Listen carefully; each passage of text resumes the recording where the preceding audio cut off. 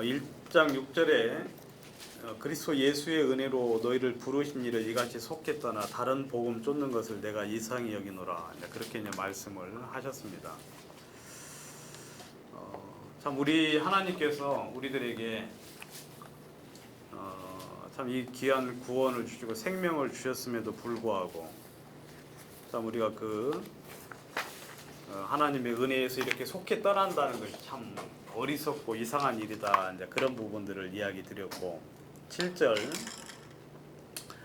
다른 복음은 없나니 다만 어떤 사람들이 너희를 요란케 하여 그리스도의 복음을 변하려 함이라 그랬습니다. 여기 보면 다른 복음은 없다고 명백하게 이야기를 하고 있습니다. 여러분 예수님이 아닌 다른 이로 구원을 얻을 수 있습니까? 없습니까? 없지요. 그래서 사도행전 4장 12절에 예수 외에는 다른 구원 얻을 만한 이름을 우리 중에 주신 일이 없다. 그렇게 말씀을 하셨습니다. 또 예수님 요한복음 14장 6절에서 나는 길이요 진리요 생명이니 나로 말미암지 않고는 아버지께로 올 자가 없다. 그렇게 분명히 말씀을 하셨죠.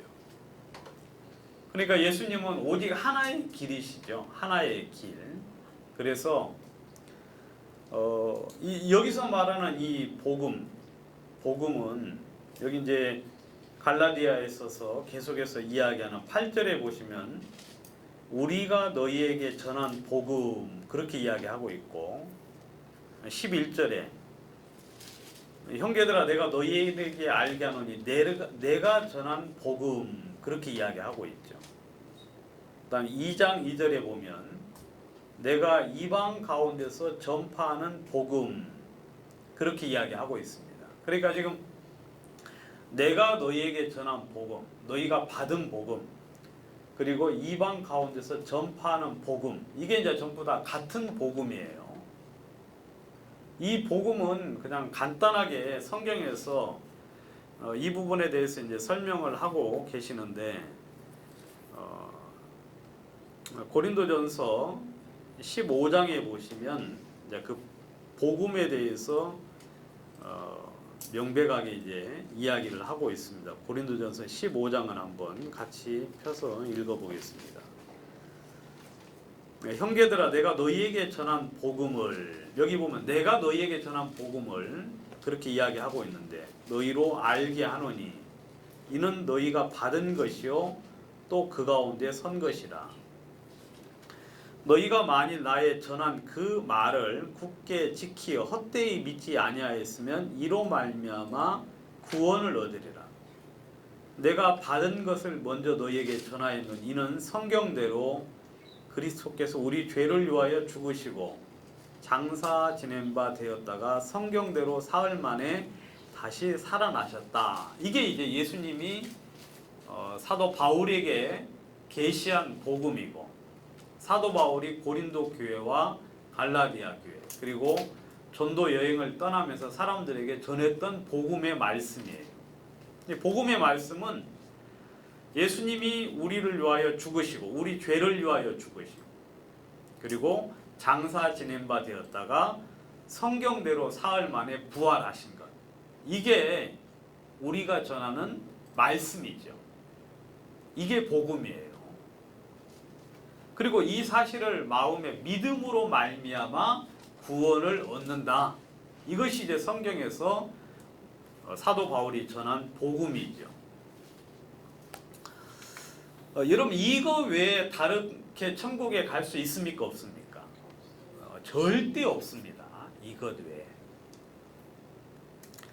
그런데 이제 이 다른 복음이라고 하는 것은 뭐냐면 다른 복음이라는 건 이 성경에서 말하고 있는 이 복음에서 무언가를 더하거나 빼거나 하면은 그게 다른 복음이에요. 여러분 그 말 이해가시죠?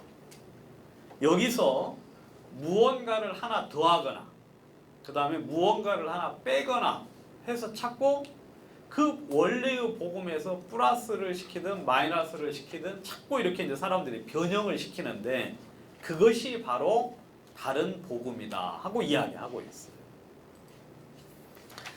여러분 다른 복음을 전하면 여기 8절에 보시면 우리나 우리 이 복음을 전하고 있는 우리 구원받은 우리나 혹 하늘로부터 온 천사라도 다른 복음을 전하면 어떻게 된다고요? 다른 복음을 전하면 저주를 받는다. 그렇게 이야기하고 있어요. 여러분들 잘난 체 하시면 안 돼요. 여러분들이 성경을 보다가 뭐가 하나 와가지고 이 복음에다가 뭘 하나 이렇게 더하는 사람이 있어요. 가지고 뭔가 뭐 십자가에서 죽어야 구원이 완성이 된다. 뭐 그렇게 말하는 저주받을 사람이 있어요.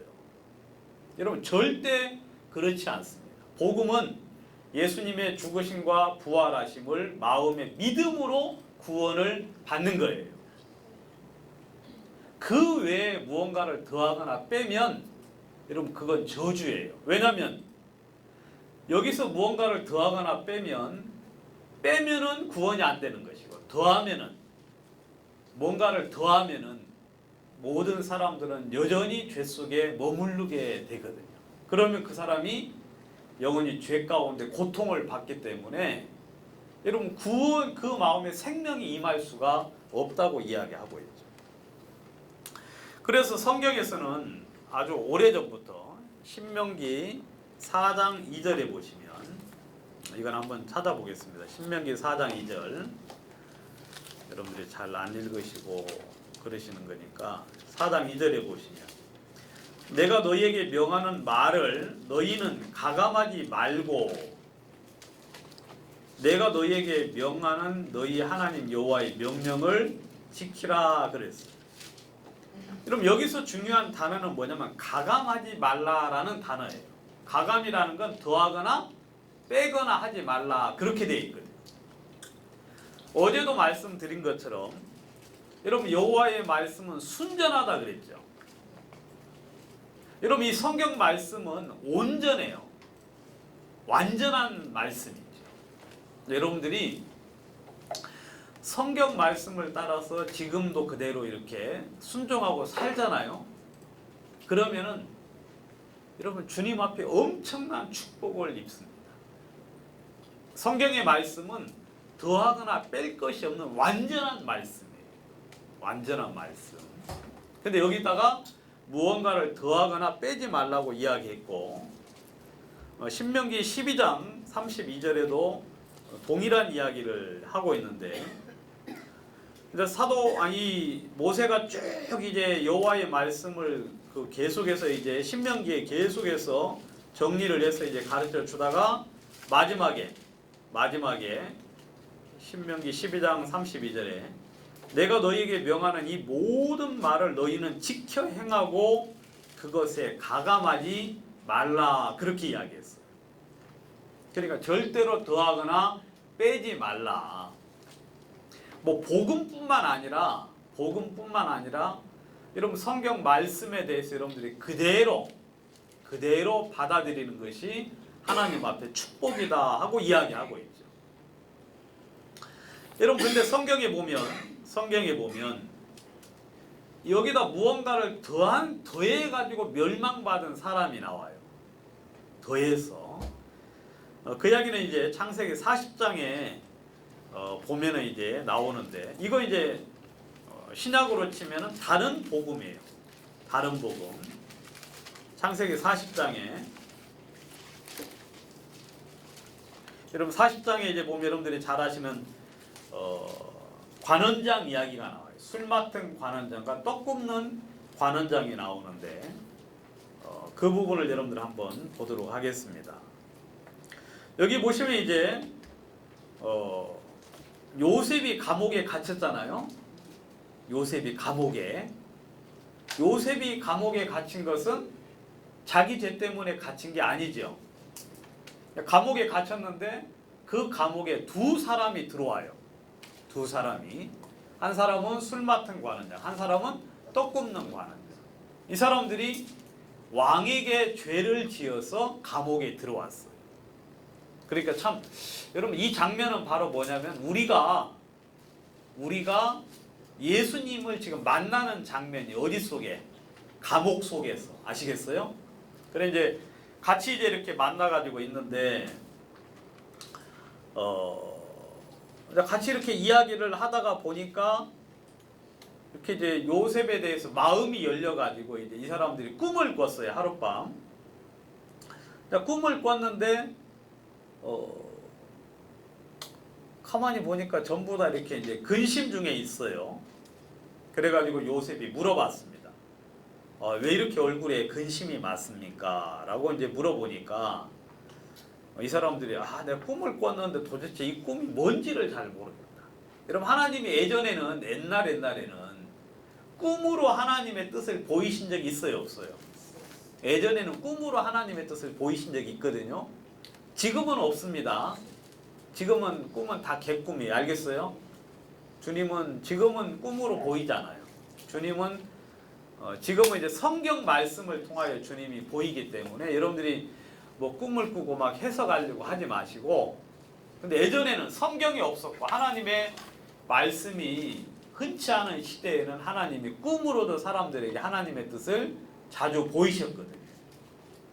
이 사람들이 꿈을 꿨는데 이 꿈이 뭔가는지를 잘 모르겠어요. 그래서 이제 요셉이 나한테 이야기하라고 해서 이 사람 이야기를 합니다. 9절 40장 9절 술 맡은 관원장이 그 꿈을 요셉에게 말하여 가로되 내가 꿈에 보니 내 앞에 포도나무가 있는데, 이런 포도나무 하면은 그 포도 열매 포도지요. 포도주지요. 그죠? 포도주는 뭘 상징을 해요? 예수님의 피를 상징하죠. 예? 포도주. 이제 한번 보세요. 그 나무에 세 가지가 있고, 여기 보니까 세 가지라 그랬죠. 가지가 세 개예요. 싹이 나서 꽃이 피고 포도송이가 익었고 내 손에 바로의 잔이 있기로 내가 포도를 따서 그 즙을 바로의 잔에 짜서 그 잔을 바로의 손에 드렸다 그랬어요. 이 포도나무는, 포도는 예수님을 이야기하고 그 세 가지라는 것은 예수님의 그 삼위를 이야기, 부활한 예수님이 부활하신 그 장사 감옥에 3일 동안 이제 장사 지내셨잖아요. 그 즙을 짜서 바로의 잔에 바쳤다 그랬죠. 이것은 예수님의 보혈을 바쳤다, 그런 어떤 의미가 있는 그런 어떤 구절이에요. 근데 이제 지금은 뭐 그런 구절은 이제 빼고 그냥 그 꿈만 하면 아무튼 그렇게 해서 바쳤어요. 그러니까 요셉이 이제 설명을 합니다. 해석은 이러합니다. 해석은 사흘이라, 예수님이 장사하시는 지 사흘 동안 장사 감옥에 계셨죠. 지금부터 사흘 안에 바로가 당신의 머리를 들고 당신의 전직을 회복하리니 당신이 이왕에 술 맡은 자가 되었을 때 하던 것 같이 바로의 잔을 그 손에 받들게 되리이다. 그리고 보니까 당신은 회복을 할 것입니다. 그렇게 이야기하고 있죠. 그 틈에 이제 이 요셉이 이제 그 작전 들어갑니다. 알겠어요? 그 틈에 당신이 만약에 득이하거든. 여기 보니까 의를 얻었다 그렇게 돼 있죠. 그러니까 전직을 회복한 것을 보고 의를 얻었다라고 이야기하는데, 나를 좀 생각하십시오. 내가 여기에 죄지어서 온 게 아닙니다 하고 이제 부탁을 했어요. 옆에 떡 굽는 관원장이 가만히 들어보니까 굉장히 해석이 좋았죠. 또 잘 돼 있고 합리적이죠. 자기도 꿈에 보니까 꿈을 꿨는데 비슷한 꿈을 꾸어가지고 잘 됐구나 싶어서 이제 자기도 이야기하는 거예요. 잘 봐 여러분. 이제 16절 떡 굽는 관원장이 그 해석의 기람을 보고 요셉에게 이르되 나도 꿈에 보니 흰떡 세 광주리가 내 머리에 있고, 떡과 포도주 여러분 뭐 감이 와야 하나요? 오지요. 흰떡 세 광주리가 내 머리에 있고 그 육강주리에 바로를 위하여 각종 구운 식물이 있는데, 여기 보니까 흰떡, 떡이면은 떡이 있는데 그 맨 위 광주리에 바로를 위하여 각종 구운 식물이 있어요. 그러니까 떡 세 광주리에 거기다음에 또 바로를 위해서 특별히 뭔가 준비했어요, 안 했어요? 왜냐면 지금 자기 목숨 위태로우니까 흰떡 세 광주리에 뭔가를 더 이제 구워서 이제 식물을 얹었는데, 새들이 내 머리에 광주리에서 그것을 먹더라. 그것은 뭘 말해요? 떡을 먹은 게 아니라 각종 구운 식물을 먹은 거죠. 그러니까 요새 이 떡 굽는 관원이 가만히 보면 자기도 꿈이 비슷하니까 이제 이야기를 했어요. 요셉이 대답하여 가로되 그 해석은 이러하니 새 광주리는 사흘이라. 여러분, 떡은 뭘 상징을 해요? 예수님의 육체를 이야기를 하죠. 육체. 예수님이 우리를 위하여 죽으신 당신의 몸을 이야기를 하는 거예요, 이게.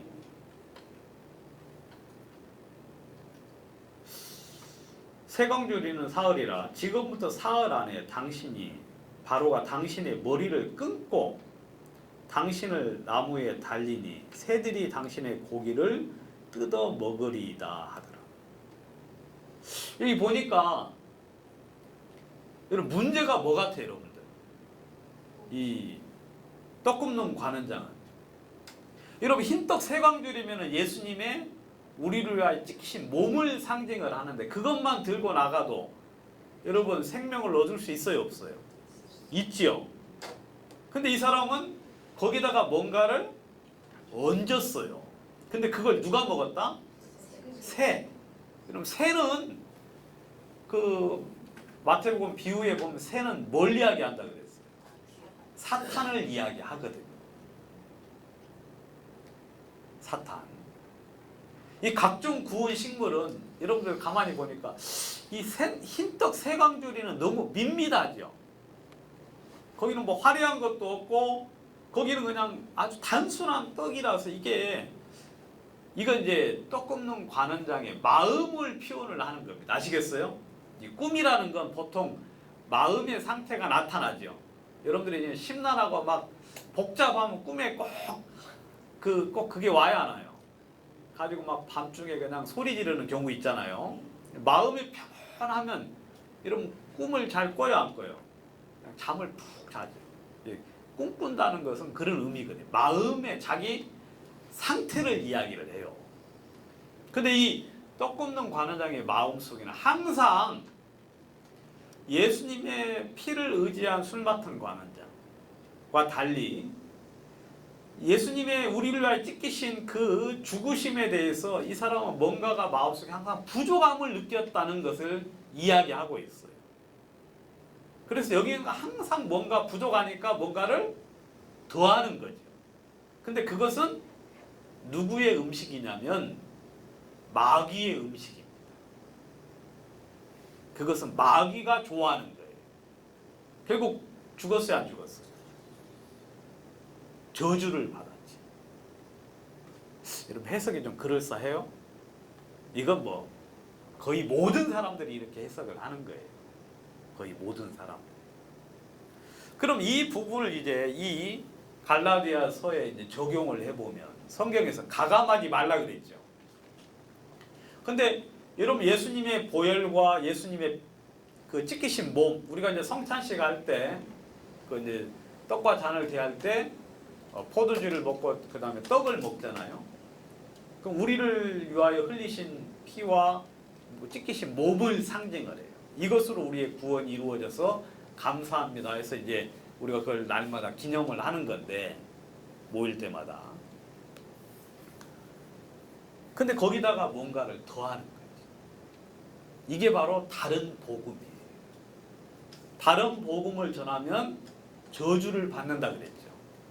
그럼 이 떡 굽는 관원장 목매달아 죽어서 저주를 받았다고 이야기하죠.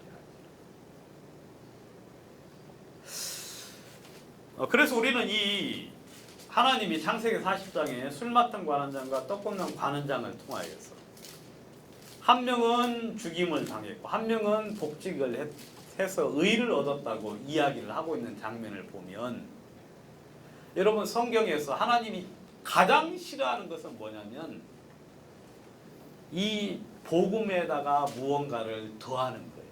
그리고 뭔가를 빼는 거예요. 저주예요, 저주.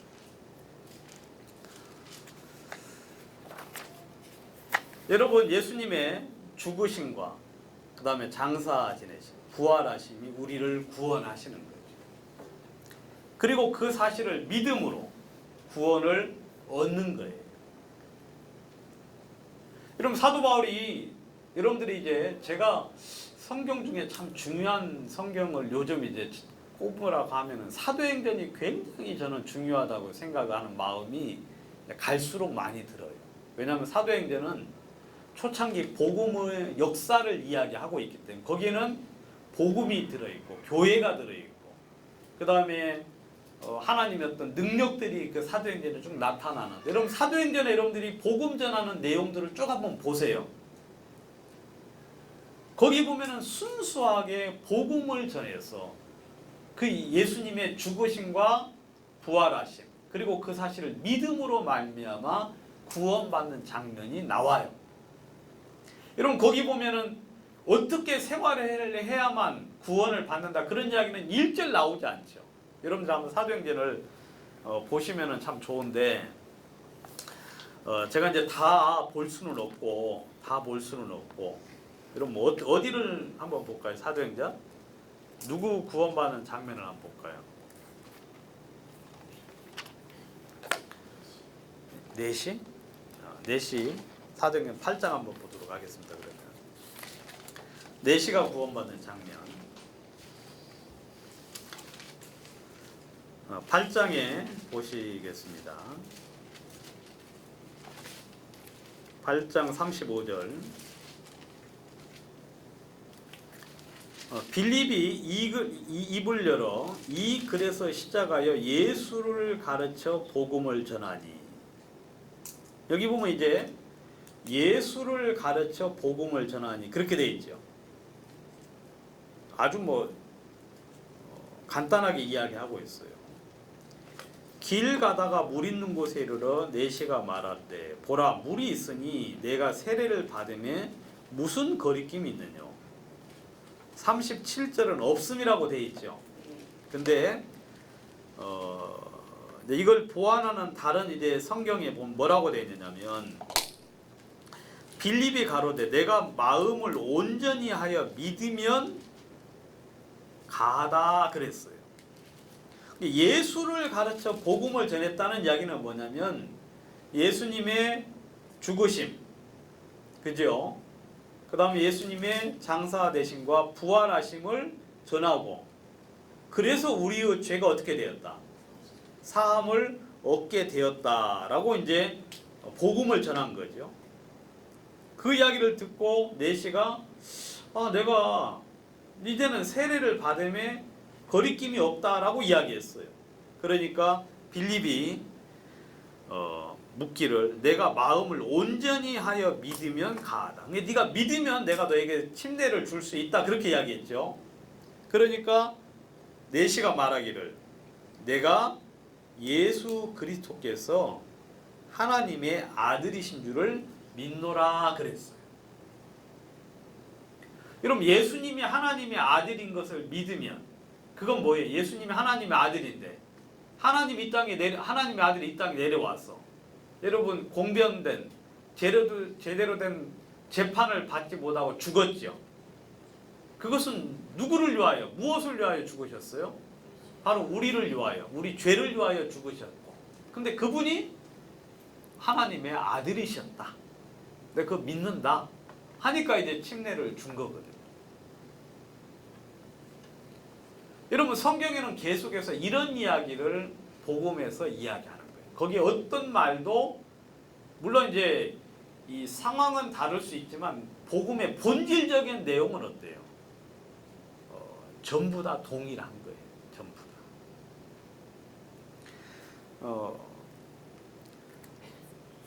10장에 보면 이제 고넬료가 구원받는 장면이 나오는데 우리 이것도 한번 보도록 하겠습니다.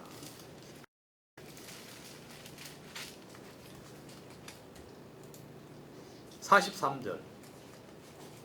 제가 지금 이제 아주 그냥 한 구절씩만 택해서 읽는데 여러분들이 전후 이제 사정을 잘 좀 나중에 보시면 좋겠습니다. 저에 대하여 모든 선지자도 증거하되 저를 믿는 사람들이 다 그 이름을 힘입어 죄사함을 받는다 하였느니라. 베드로가 이 말할 때에 성령이 말씀 듣는 모든 사람에게 내려오시니 베드로와 함께 온 할례 받은 신자들이 이방인들에게도 성령 부어주심을 인하여 놀라니 이는 방언을 말하며 하나님 높임을 들음이러라 그랬어요.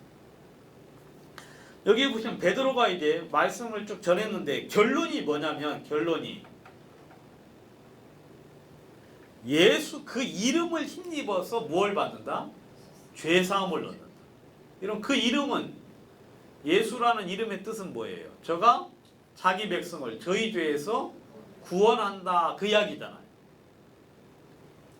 그러니까 예수님이 우리의 구원자시다는 이야기거든요. 그래서 그것을 믿음으로 구원을 얻는 것이다. 뭐 이것 외에 다른 거 더 이상 설명을 안 했어요. 그죠 여러분? 뭐 율법을 지켜서 살아야 된다 아니면은 뭐 행동을 바르게 해야 되고 구원받고 이걸 믿고 난 다음에 이렇게 해야 된다 그런 이야기 전혀 없어요. 그냥 예수를 믿음으로 구원을 받는다 그렇게 그냥 이야기했거든요. 그런데 그때 성령이 내려오셨다고 이야기하고 있어요. 여러분들이 사도행전을 한번 쭉 보세요. 쭉 보시면 계속해서 똑같은 복음을 전해요. 똑같은 복음. 그러니까 절대로 틀리지 않죠.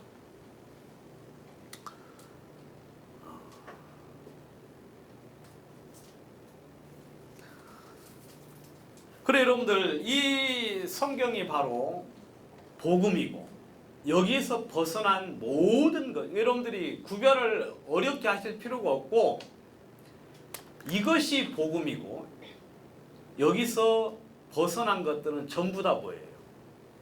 다 다른 복음, 가짜예요. 가짜다. 여러분들이 이제는 여러분들 사람들이 어떤 이야기를 해도 혹하지 마세요.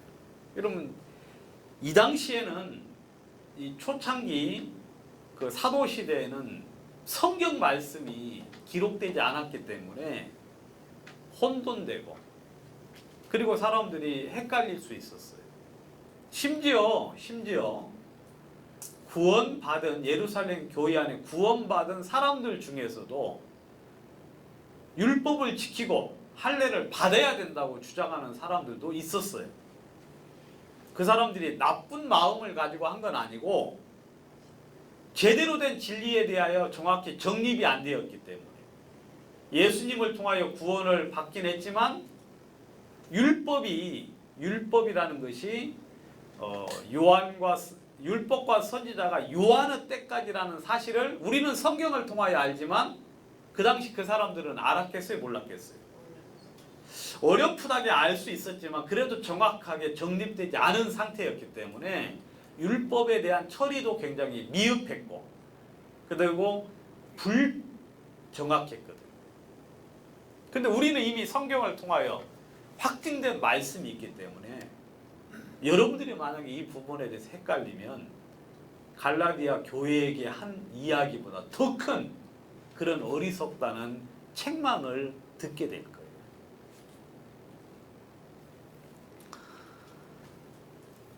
갈라디아서 다시 보도록 하겠습니다. 다른 복음은 없다. 다른 복음은 없다. 9절 우리가 전에 말하였거니와 내가 다시 지금 말하노니 사도 바울이 누차 계속해서 이야기했어요. 전에도 이야기했고 지금도 내가 다시 말하는데 만일 누구든지 너희의 받은 것 외에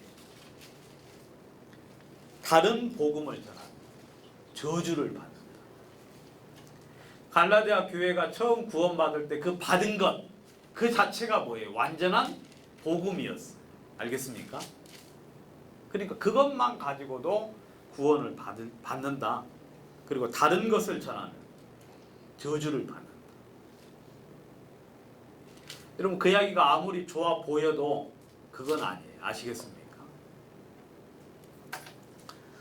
이제 내가 사람들에게 좋게 하랴 하나님께 좋게 하랴 사람들에게 기쁨을 구하랴. 내가 지금까지 사람의 기쁨을 구하는 것이었다면 그리스도의 종이 아니니라.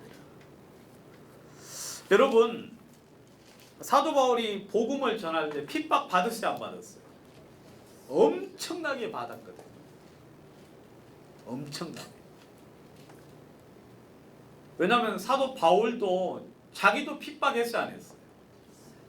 막 죽이면서까지 온 동네를 휘젓고 다니면서 집집마다 다니면서 그 핍박하고 그렇게 했거든요. 근데 그런 사람이 복음을 전한다고 하니까 여러분 그 유대인들이 난리 나겠어요 안 나겠어요? 막 쫓아다니면서 핍박을 하는 거예요. 근데 이 사람들이 듣기는 딱 하나예요. 율법을 폐하고 할례를 받는 걸 금한다는 그 이야기로밖에 안 들리는 거예요. 복음에 대한 이해가 없으니까. 율법 필요 없다.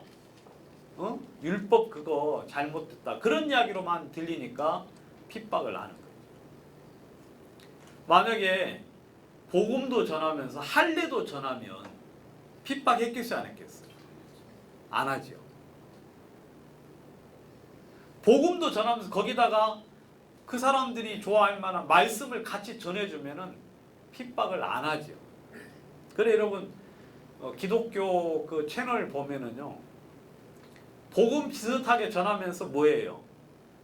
뭐 율법도 지켜야 되고 그 다음에 뭐 올바르게 살아야 되고 그런 이야기 하면은 다 좋아해요.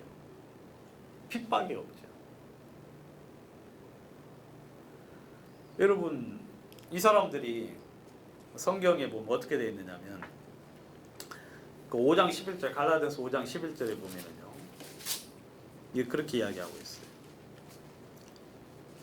형제들아 내가 지금까지 할례를 전하면 어찌하여 지금까지 핍박을 받으리요?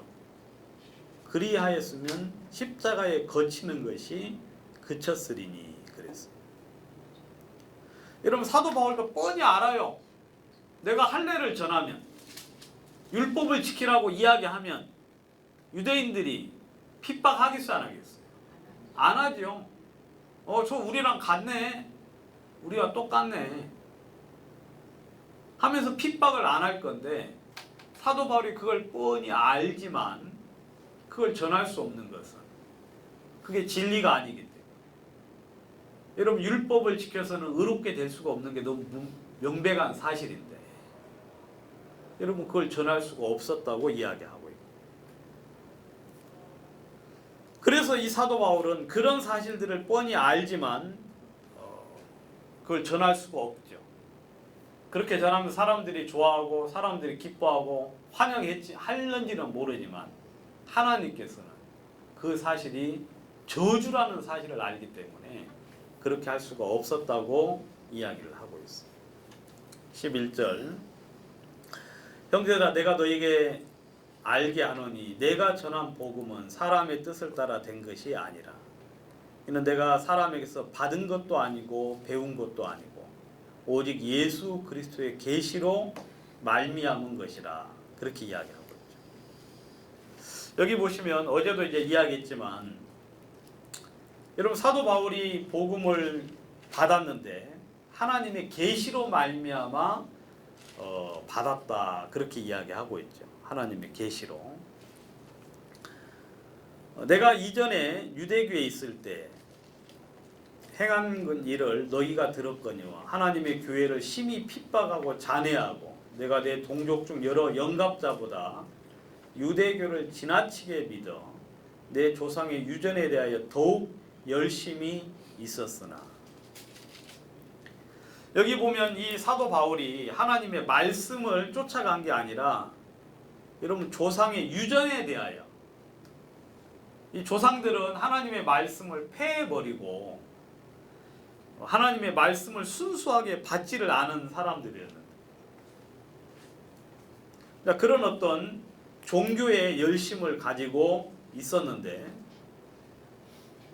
16절 그러나 내 어머니의 태로부터 나를 택정하시고 의뢰로 나를 부르시니가 그 아들을 이방에 전하기 위하여 내 속에 그를 나타내시기를 기뻐하실 때 그랬어요. 여러분, 하나님이 사도 바울을 택하시고 그 복음을 이방에 전하기 위하여 당신의 그릇으로 택하셨죠. 그래서 그를 사도 바울 속에 나타내시기를 기뻐하실 때 내가 곧 혈육과 의논하기 아니하고 또 나보다 먼저 사도된 자들을 만나려고 예루살렘에 가지 아니하고 오직 아라비아로 갔다가 다시 다메섹으로 돌아갔다 그랬어요. 지금 이것은 이제 무슨 이야기냐면 사도 바울이 전한 복음이 여러분 사람들하고 관계되어서 배운 게 아니라는 사실을 지금 이야기하고 있어요. 이 사람이 하나님의 이건 사도행전 9장에 관련된 이야기인데 16절은 구원을 받고 난 다음에 여러분 우리는 구원을 받고 난 다음에 어떻게 해요? 우리의 앞날에 대해서 사람들하고 의논하잖아요. 그죠? 어떻게 하면 좋겠는가? 그리고 내가 어떻게 신앙생활을 해야 될 것에 대해서 사람들에게서 배우고 교육을 받는데 여러분 사도 바울은 그러지 않았어요. 그러니까 보통 많은 사람들이 그런 식으로 하는데 사도 바울은 전혀 그러지 않고 혈육과 의논하지도 않고 그 다음에 사도들을 만나려고 예루살렘에 가지도 아니했다. 그러니까 사람에 대한 접촉이 전혀 없었어요. 그 먼저 된 그 구원받은 사람들과의 접촉이 전혀 없이 오직 하나님의 계시로 말미암아 깨달음을 얻었다라고 이야기하고 약간 특별한 경우예요. 여러분들은 이러시면 안 돼요. 알겠어요? 여러분들은 이러시면 안 돼요. 여러분들은 갓난 아이들처럼 순전하고 신령한 젖을 사모해야 돼요. 여러분들은 이렇게 말씀을 전해주는 사람에게서 들어야 돼요. 이것은 특별한 사도 바울에게 하나님이 은혜를 베풀어 주신 거거든요. 그래서 여러분들은 이 교회 무리 가운데 함께 하셔서 말씀을 들으셔야 돼요. 순전하고 신령한 젖을 사모해야 돼요. 여러분들은 그렇게 깨달음을 하나님 주지 않으셨어요. 알겠어요? 여러분들은 이제 젖을 먹어야 돼요. 성경을 봐도 잘 이해 안 되죠, 여러분. 그죠? 이해 안 돼. 근데 사도 바울은요, 이 복음에 대한 깨달음이 완전하게 마음속에 딱 정립이 됐어요. 물론 이제 성경을 연구하고 그렇게 했겠죠.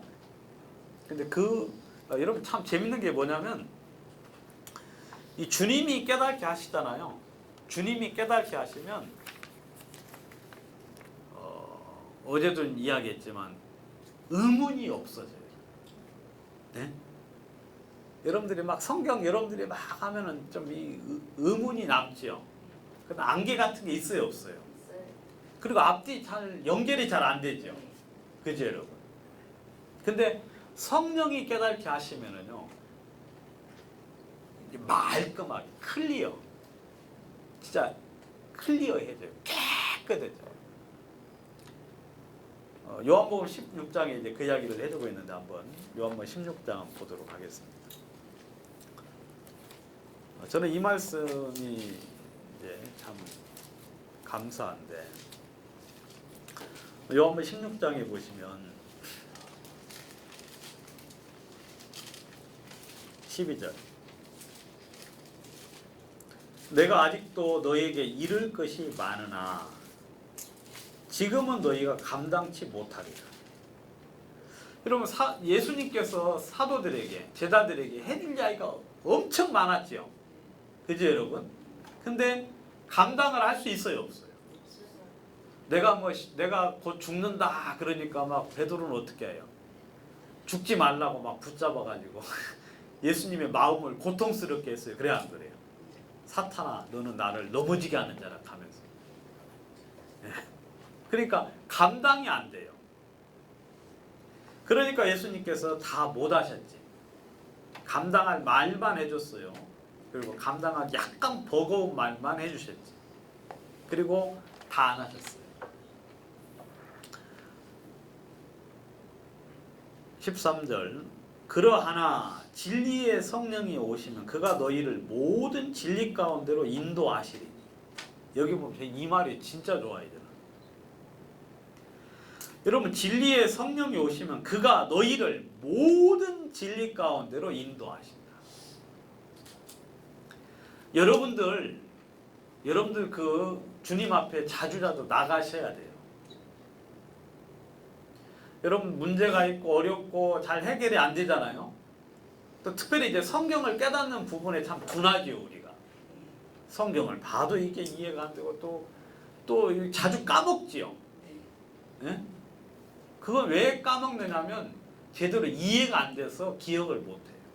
근데 제대로 온전하게 이해하면은요, 그게 마음속에 쏙 들어오기 때문에 그걸 기억할 필요가 없어요. 마음에 있으니까. 근데 사람의 머리로는 힘든데 성령께서는 그렇게 하신다.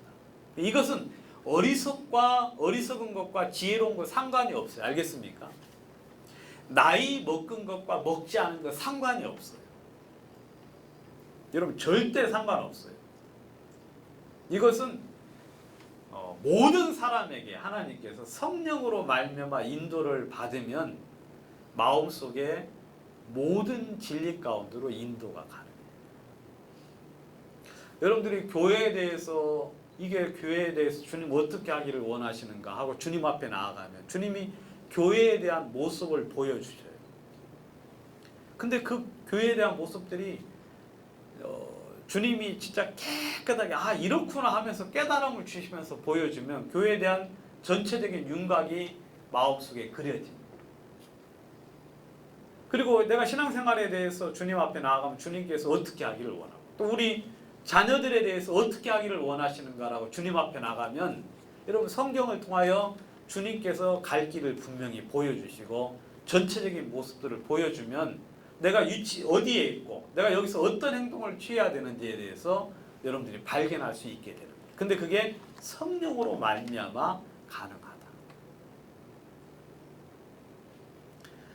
저는 이 말씀이 진짜 좋습니다.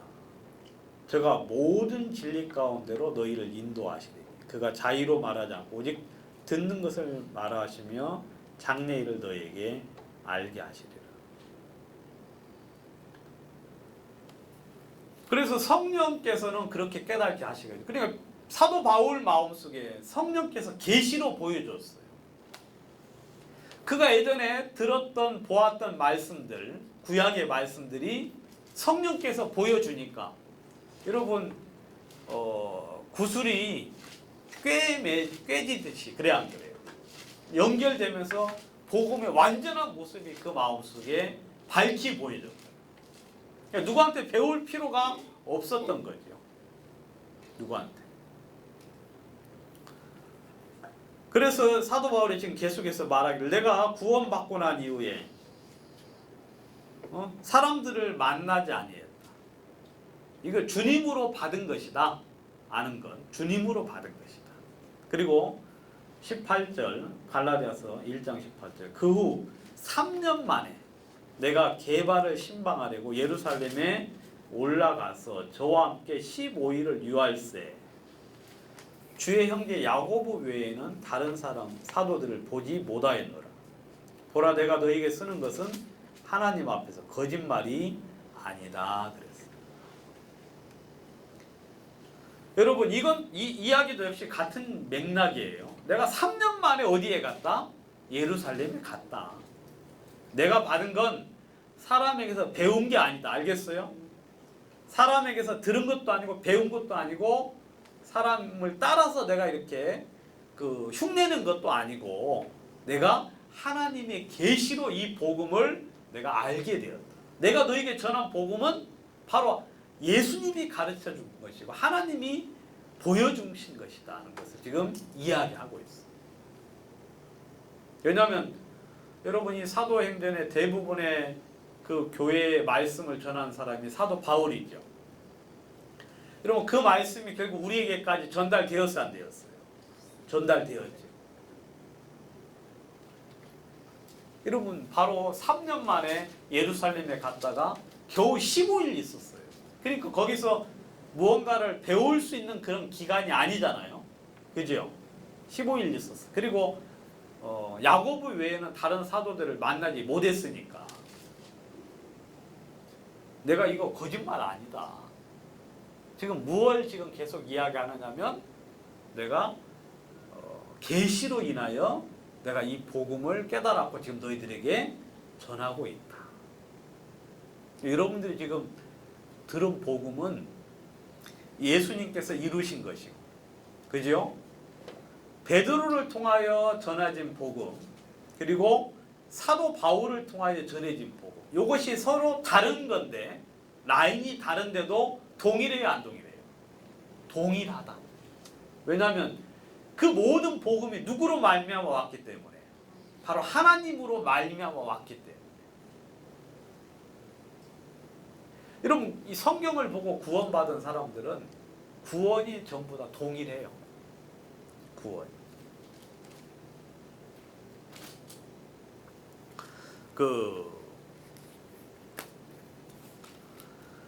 야고보서를 한번 보시면요. 야고보서.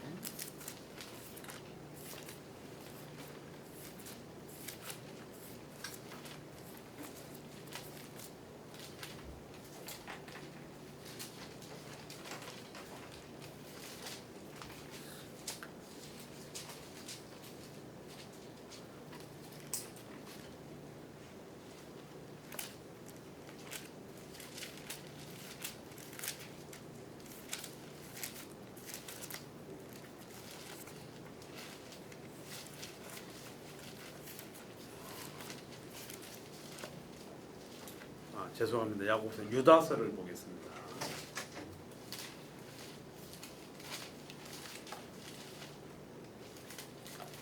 유다서 1장 3절.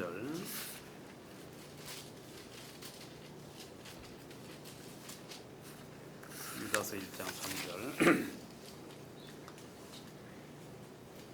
사랑하는 형제들아, 내가 우리의 일반으로 얻은 구원을 들어 너희에게 편지하는 뜻이 하려는 뜻이 간절하던 차에 성도에게 단번에 주신 믿음의 도를 위하여 힘써 싸우라는 편지로 너희를 권해야 될 필요를 느꼈노니 이는 가만히 들어온 사람 몇이 있습니다.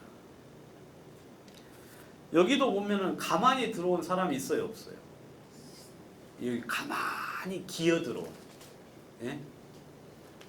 스파이처럼 가만히 기어들어온 사람들이 갈라디아 교회도 있었는데 지금 유다서에서도 나와요, 안 나와요? 이 당시에 이런 마귀의 그 간사한 계략들이 교회 전체적으로 아주 그냥 휩쓸었어요. 그래서 그들을 향하여서 힘써 싸우라는 이야기를 지금 해주고 있는데, 여기 보면 우리가 지금 이야기하고 싶은 내용은 뭐냐면 우리의 일반으로 얻은 구원이라는 단어예요. 지난번에 이제 수요 성경 공부 시간에 이야기를 했는데, 일반으로 얻은 구원이라는 이야기는 뭐냐면 영어로 하면 이제 common salvation이라 그래가지고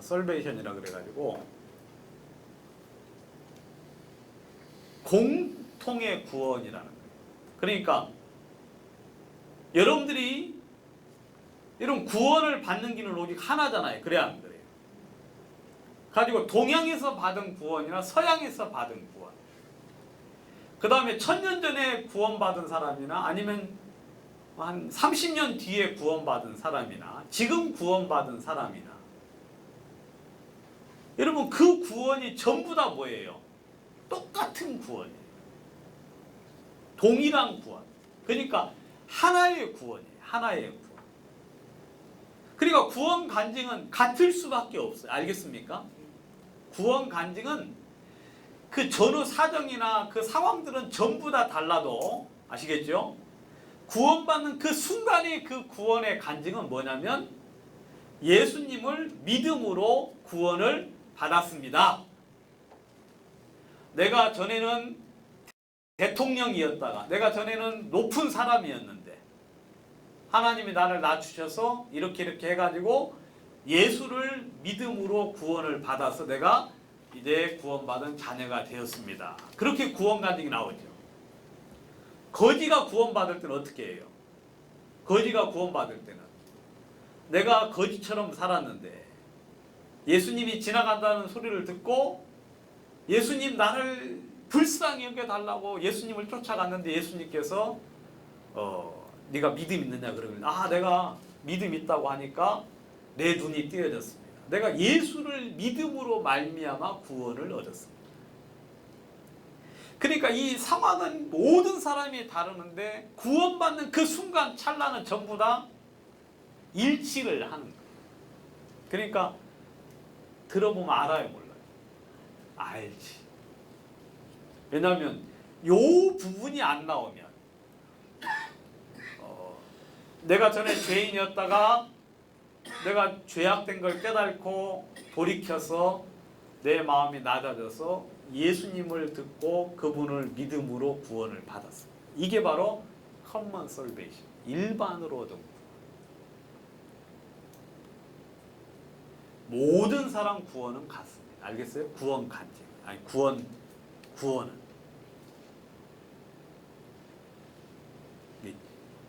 절대 다를 수가 없어요. 우리가 전혀 왕래가 없을지라도 구원을 받은 사람들은 들어보면 알아요, 몰라요? 통해요, 그냥. 예수를 믿는 믿음으로 구원받아요. 근데 어떤 사람들은요, 구원을 받았어도 뭐 행동을 잘해야만, 바르게 살아야만 천국에 하나님이 보내준다고 하는 사람이 있어요. 일반으로 얻은 구원이 아니죠. 그건 가짜예요, 가짜.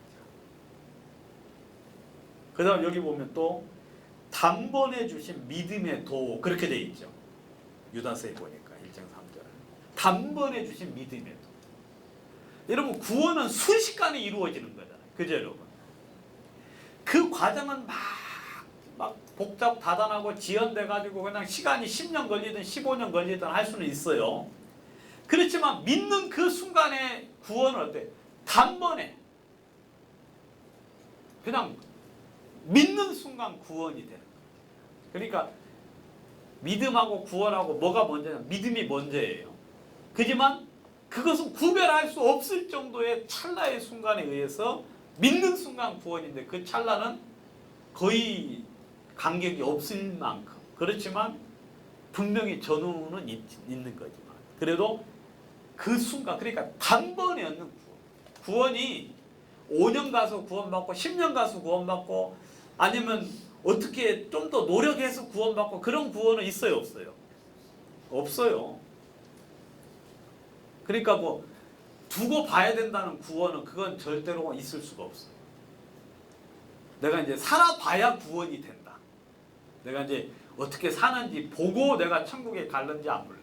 그런 건 없어요. 왜냐하면 구원은 예수님이 이미 이루어 놓으신 것이고 그걸 마음에 받아들이냐 안 받아들이냐 그 차이니까 이러면 단번에 얻은 구원의 믿음의 도라고 이야기합니다. 여러분, 이 구원은 전부 다 같아요. 그래서 여러분, 유대인들에게는 베드로가 복음을 전했지요. 그죠?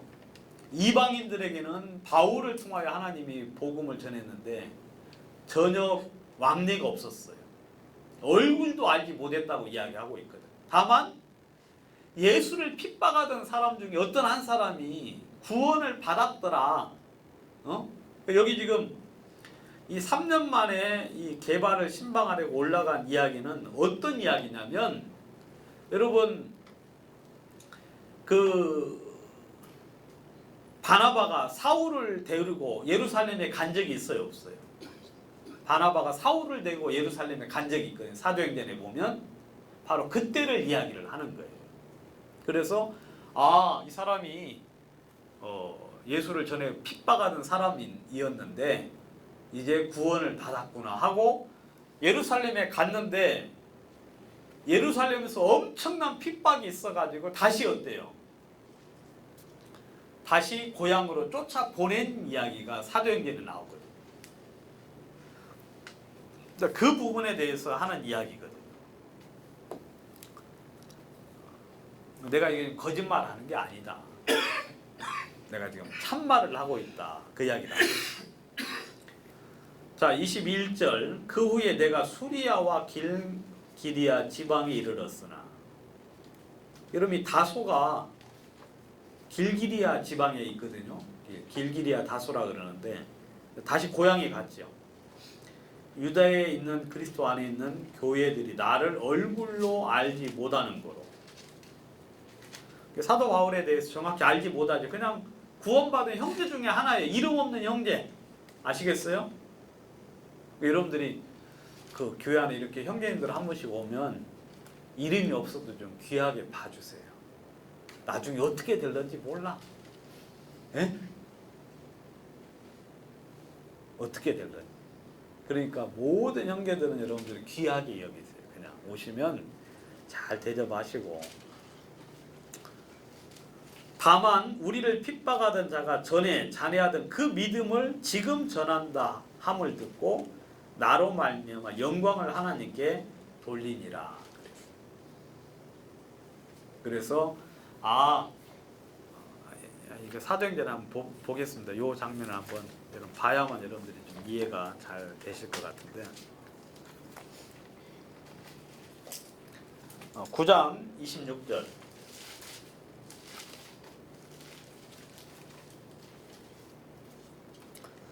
9장 26절 사울이 예루살렘에 가서 제자들을 사귀고자 하나 다 두려워하여 그의 제자됨을 믿지 아니하니 바나바가 데리고 사도들에게 가서 그가 길에서 어떻게 주를 본 것과 주께서 그에게 말씀하신 일과 다메섹에서 그가 어떻게 예수의 이름으로 담대히 말하던 것을 말하니라. 사울이 제자들과 함께 있어 예루살렘에 출입하며 또 주 예수의 이름으로 담대히 말하고 헬라파 유대인들과 함께 말하며 변론하니 사람들이 죽이려고 힘쓰거늘 형제들이 알고 가이사라로 데리고 내려가서 다소로 보내니라. 이게 지금 아까 읽은 3년 만에 예루살렘에 간 그 장면의 이야기예요. 여러분 예루살렘에 있는 사람들이 다 두려워서 사귀려고 안 했어요. 왜냐하면 도무지 믿어지지가 않아요. 그죠 여러분? 그렇게 핍박하던 사람이 구원받았다고 하니까 그게 가능하냐 하고 근데 믿지 아니해서 교제를 안 하려고 했는데 바나바가 가가지고 사울을 데리고 예루살렘에 갔어요. 그래가지고 아까 15일 있었다 그러는 15일 동안 한 일이 뭐냐면 그가 어떻게 길에서 주를 본 것 그러니까 그 다메섹 도상에서 구원받은 간증 듣고 그 다음에 그가 주님께서 그에게 말씀하신 것 그래서 이제 주님이 그를 불렀다는 그것에 대해서 이제 이야기했고 그 다음에 다메섹에서 예수의 이름을 그 사람들에게 전해서 담대히 전한 이야기를 15일 동안 한 거예요. 근데 여기에 사도는 누구밖에 없었다? 야고보 외에는 없었다. 그죠? 그래서 이제 같이 있어가지고 있는 동안에 예루살렘에서 헬라파 유대인들 그러니까 헬라파 유대인들하고 말씀을 나누었는데 그 사람들이 죽이려고 하니까 안 되겠다 싶어서 어디로 보냈어요? 다소로 보냈냐. 이게 지금 아까 우리가 읽은 1장 그 마지막 그 구절에 관련된 내용이죠. 그러니까 이때 15일 있었다. 그렇게 이야기를 하고 있습니다.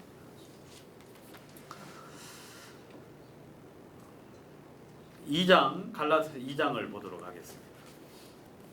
여러분 그 좀 이해되시죠? 네, 이해. 2장 14년 후에 내가 바나바와 함께 디도를 데리고 다시 예루살렘에 올라갔다 그랬어요. 14년 후에. 이게 이제 여러분들이 이 과정 속에 이제 사도행전 뭐예요? 12장, 13장 과정이 나와요. 여러분 안디옥 교회가 생겼어요, 안 생겼어요? 생겼죠. 우리 계속 이야기했죠.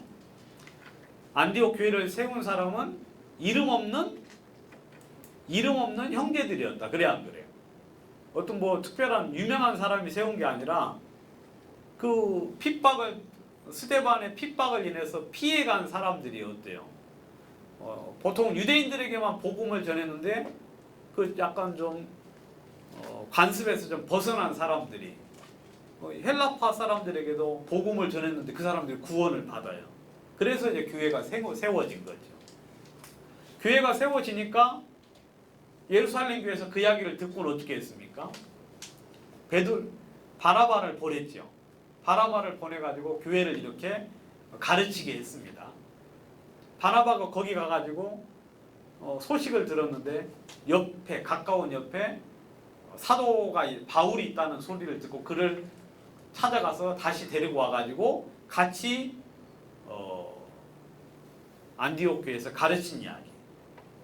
여러분 지금 머릿속에 기억나요? 예? 그래가지고 같이 1년 동안 열심히 복음을 전하고 교회를 가르쳤는데 그 안디옥 교회가 진짜 크게 변화를 입어서 크리스찬이라는 그런 어떤 별명을 얻은 이야기. 그리고 그 후에 이제 드디어 하나님의 뜻이 이루어져 가지고 사도 바울과 바나바를 안수해서 어때요? 이방의 복음을 전하도록 나갔어요. 그리고 1차 전도여행을 마치고 어때요? 예루살렘에 갔다가 다시 올라왔고 2차 전도 여행을 마치고 올라왔죠. 그래서 이제 그 1차 전도 여행 끝나고 나서 안디옥 교회에 왔는데 그때 이제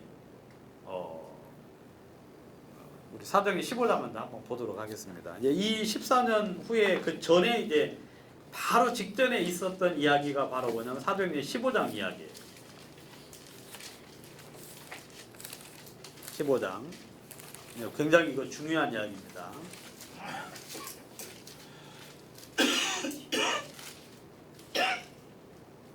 자, 1차 전도여행을 마치고 사도 바울이 이제 바나바와 함께 교회에 왔는데 그 와서 이제 안디옥 교회에 머물고 있는 중에 15장 어떤 사람들이 유대로부터 내려와서 형제들을 가르치되 너희가 모세의 법대로 할례를 받지 아니하면 능히 구원을 얻지 못하리라 하고 이야기했어요.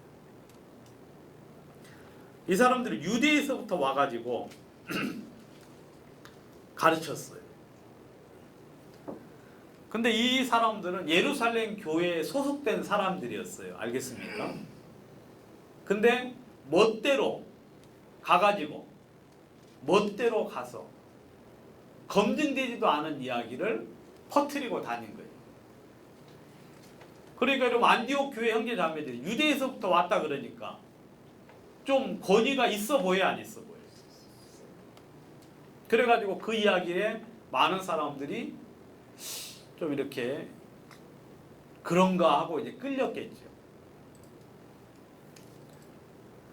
근데 2절에 보시면요. 2절에 여러분들이 2절처럼 하셔야 돼요.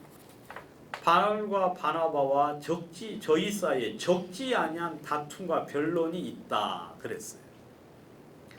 여러분이 바나바와 바울이 그들과 싸웠어 안 싸웠어요? 싸웠죠. 아주 크게 싸운 건 아니지만 크게 싸울 정도의 다툼과 변론이 있었어요. 왜냐하면 이게 복음 진리와 맞지 않잖아요. 여러분들이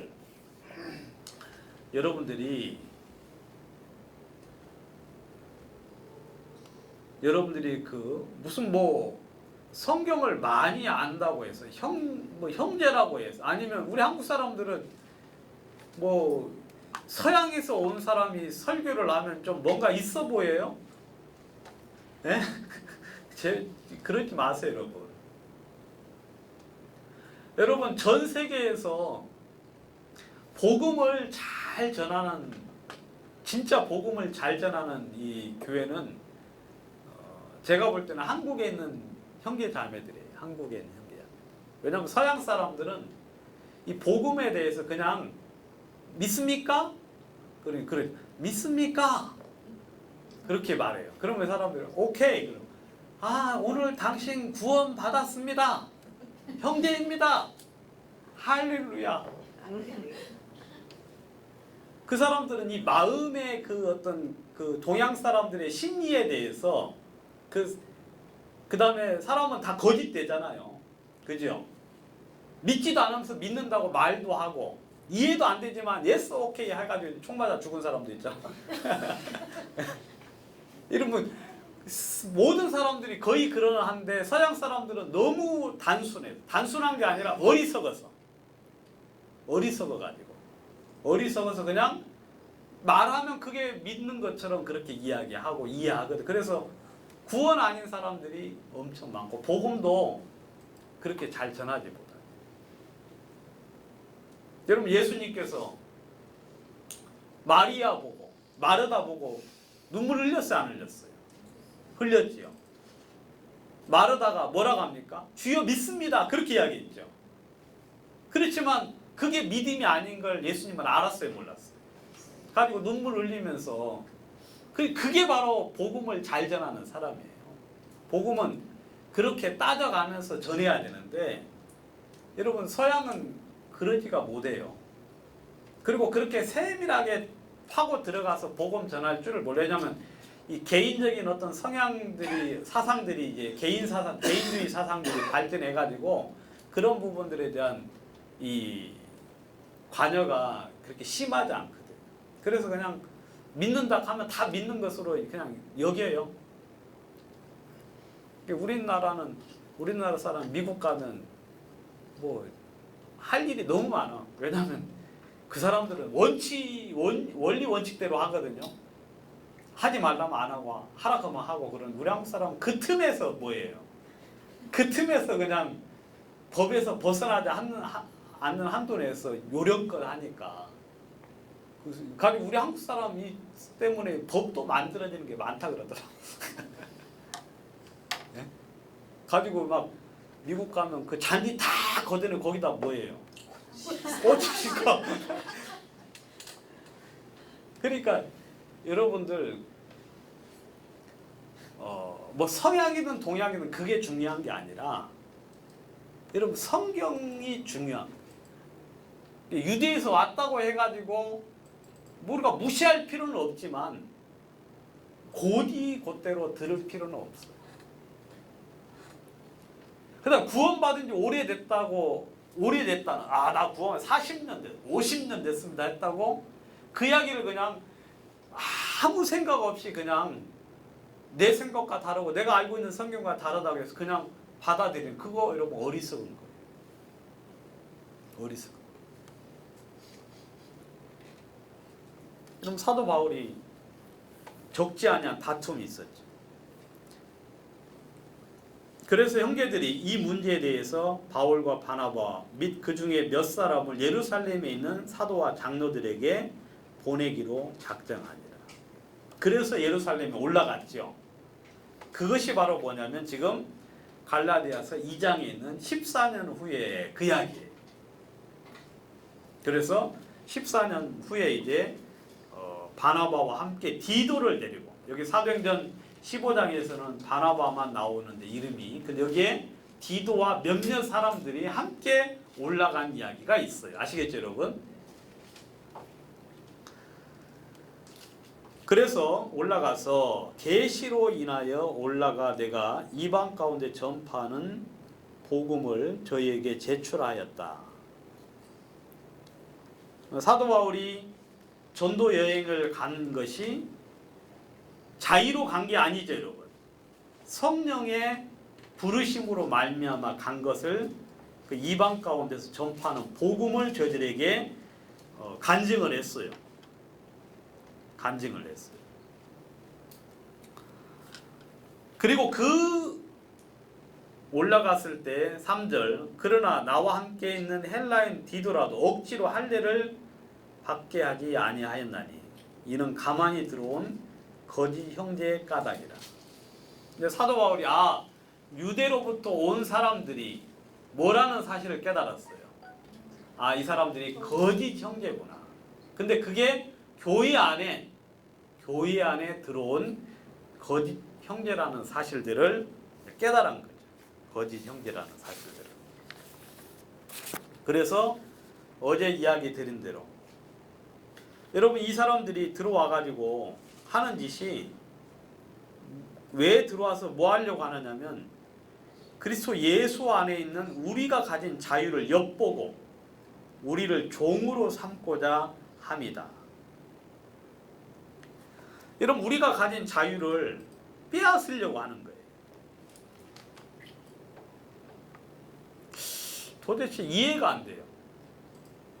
어떻게 이방인들이 여러분 유대인들도 그렇게 하나님을 열심히 섬겼음에도 불구하고 여전히 고통해하고 그 다음에 근심하면서 구원을 이루려고 노력하고 있는데 이방인이라는 것이 그래 안 그래요? 하나님도 없고 약속도 없고 율법도 없고 여러분 말 못하는 우상에 끌려서 그냥 살아가는 그런 이방인들이 막 천국에 갈 수 있다 하고 죄 없다 그러고 천국이 막 마음속에 너무 기쁘고 그렇게 생활하는 걸 보니까 도대체 이해가 안 돼요. 그래서 자유를 엿보고 종으로 삼으려고. 저게 아니다 싶은 그런 생각으로 와서 그렇게 이제 하는 거죠. 여러분 이 복음을 전하는 이 가짜 복음을 전하는 이런 거짓된 교리를 전하는 이런 형제들이 들어오잖아요. 그러면은 여기 보면 자유를 빼앗아서 종이 된다고 했고 아까 그리고 어제 이야기한 갈라디아서 1장 7절에 보면 너희를 요란케 하여 복음을 변하려 함이라 그렇게 이야기하고 있죠. 이 사람들이 들어오잖아요. 그럼 교회는요 쑥대밭이 돼요. 둘로 딱 나누어져요. 둘로. 왜냐하면 꼭 그런 것들에 대해서 동조하는 사람들이 있거든요. 그러면 서로 이제 싸워요. 그러면 교회가 분란이 일어나는 거예요. 그리고 그런 사람들이 점점점 늘어가면 복음이 왜곡이 돼가지고 변질이 되는 거죠. 변질이 돼요.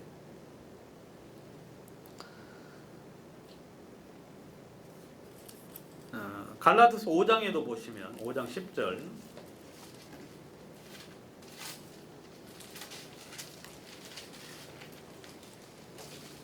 그 사람들이 들어오면 어떻게 되느냐 나는 너희가 아무 다른 마음도 품지 아니한 줄을 주 안에서 확신하노라. 그러나 너희를 요동케 하는 자는 누구든지 심판을 받으리라.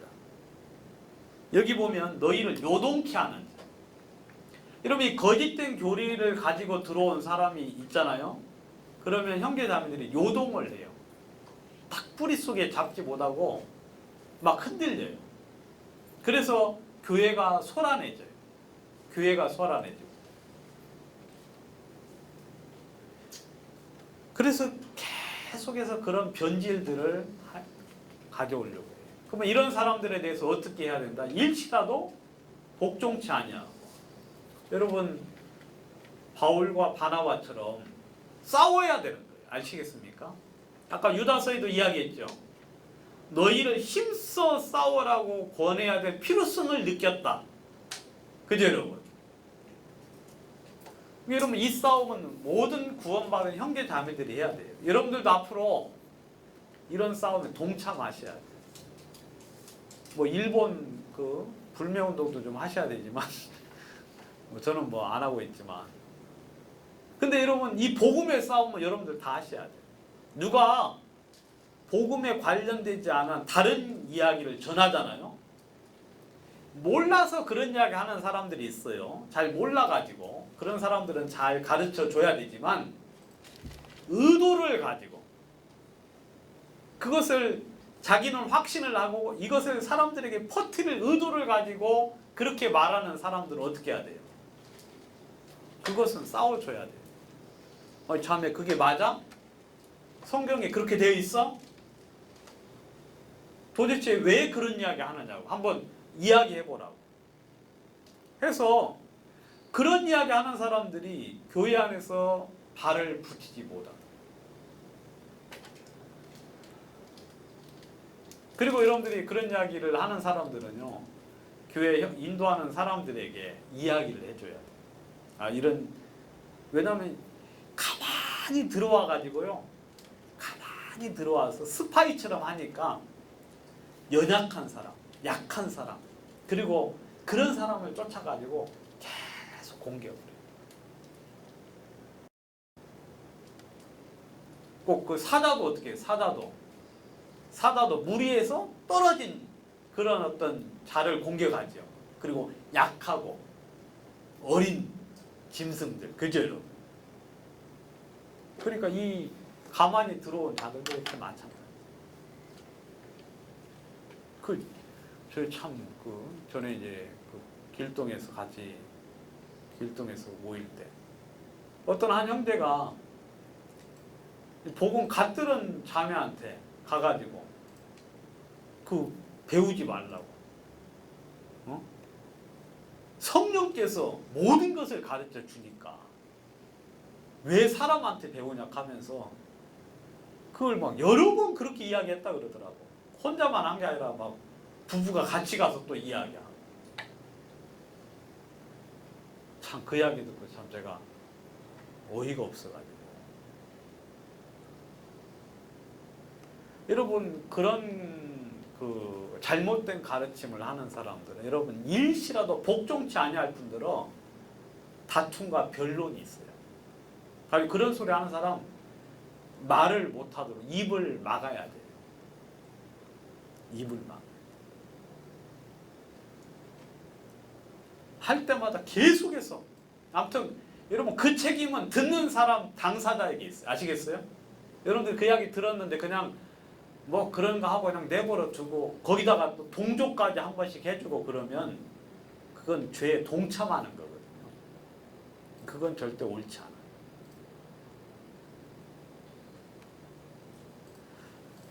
그래서 힘써 싸우라고 이 사도 유다는 이제 이야기를 했죠. 힘써 싸우라. 힘써 싸우라. 그래서 이 사도 바울은 일시라도 복종치 아니했다. 어제 이제 말씀드린 대로 너희 가운데 복음이 항상 있게 하랴. 여러분 간간히 그런 이야기가 흘러나오잖아요. 그러면은 사람들이 영향을 입습니다. 그런데 그런 이야기는 아예 입 밖에 내지도 못하도록 일시라도 여러분들이 복종치 아니하고 그들을 가로막는 거죠. 6절 갈라디아서 2장 6절 유명하다는 이들 중에 본래 어떤 이들이든지 내게 상관이 없으며 하나님은 사람의 외모를 취하지 아니하시나니 저 유명한 이들은 내게 더하여 준 것이 없다. 유명하다고 하는 사람들은 베드로, 요한, 야고보를 이야기를 해요. 교회 안에서 기둥같이 여김을 받는 그런 사람들인데 여러분 하나님은 사람을 외모로 취해요 안 취해요? 취하지 않지요. 그죠? 그리고 사도 바울이 분명히 말하기를 저 유명한 이들은 내게 더하여 준 게 없다. 왜냐하면 내가 받은 것은 하나님의 계시로 말미암아 온 것이기 때문에 내가 그들에게서 받은 것도 아니고 그다음 배운 것도 아니다. 뭐 교제를 안 한다는 건 아니고 지금 사도 바울의 이 교리의 하나님으로부터 온 부분들을 이제 지금 이야기를 해주고 있죠. 그리고 또 사도 베드로가 처음부터 유명한 사람은 아니었죠. 참 어리석고 연약한 사람이었는데 주님으로 말미암아 그렇게 쓰임을 받는 것이니까 여러분들이 그 사람을 높일 필요는 전혀 없다. 7절 도리어 내가 무할례자에게 복음 전함을 맡기를 베드로가 할례자에게 맡은 것 같이 하였고 베드로에게 역사하사 그를 할례자의 사도로 삼으시니가 또한 내게 역사하사 나를 이방인의 사도로 삼으셨느니라. 여러분, 베드로는 하나님이 세웠어요. 그에게는 할례자, 유대인들에게 복음을 전하기 위해서 하나님이 베드로를 삼으신 것처럼 나도 동일하게 하나님이 세우셨는데 나에게는 이방인들, 무할례자에게 복음을 전하도록 하나님이 내 속에 역사에서 나를 사도로 삼았다. 그렇게 이야기하고 있죠. 또 내게 주신 은혜를 알므로 기둥같이 여기는 야고보와 게바와 요한도 내게 나와 바나바에게 교제의 악수를 하였으니 우리는 이방인에게로 저희는 할례자에게로 가게 하려 함이라. 결국 여러분 그 사도행전 이제 15장에서 나타난 이 어떤 것에 대한 정리를 하면서 베드로, 게바, 요한도 바울과 바나바의 교제의 악수를 했다 그랬죠. 이게 그러니까 거의 이제 14년 만에 진짜 처음으로 만난 거예요. 그죠? 처음으로 만난 거고. 그리고 같이 오래 있어 본 적은 그때 처음이고 서로를 안 것도 처음인데 그때 완전히 서로 교제의 악수를 했다는 것은 어때요? 서로 하나님으로 말미암아 서로 이 귀한 복음의 말씀이 전파된 것이 뭐예요? 일치해서 교제의 악수를 했다. 그런 이야기를 지금 해주고 있죠. 그래서 우리가 오늘 지금 이제 봐야 될 것이 뭐냐면 사도행전 15장의 그 상황에 대해서 우리가 한번 좀 오늘 짚어보도록 하겠습니다. 아까 지금 이제 한번 사도행전 15장을 한번 보도록 하겠습니다. 여러분 이 사도행전 15장은 여러분들 분명히 아셔야 돼요. 왜냐하면 이것과 이 전과 후가 완전히 구별이 돼요. 이 전과 후가 베드로 개인에게는 전후를 구별하는 그 분기점이 여러 번 있었는데 첫 번째는 베드로에게서 분기점은 예수님을 만난 것이고, 그죠? 베드로 예수님을 만난 것이고, 두 번째 베드로에게서 분기점은 예수님을 쫓아가다가 부인을 했지요. 그죠, 여러분?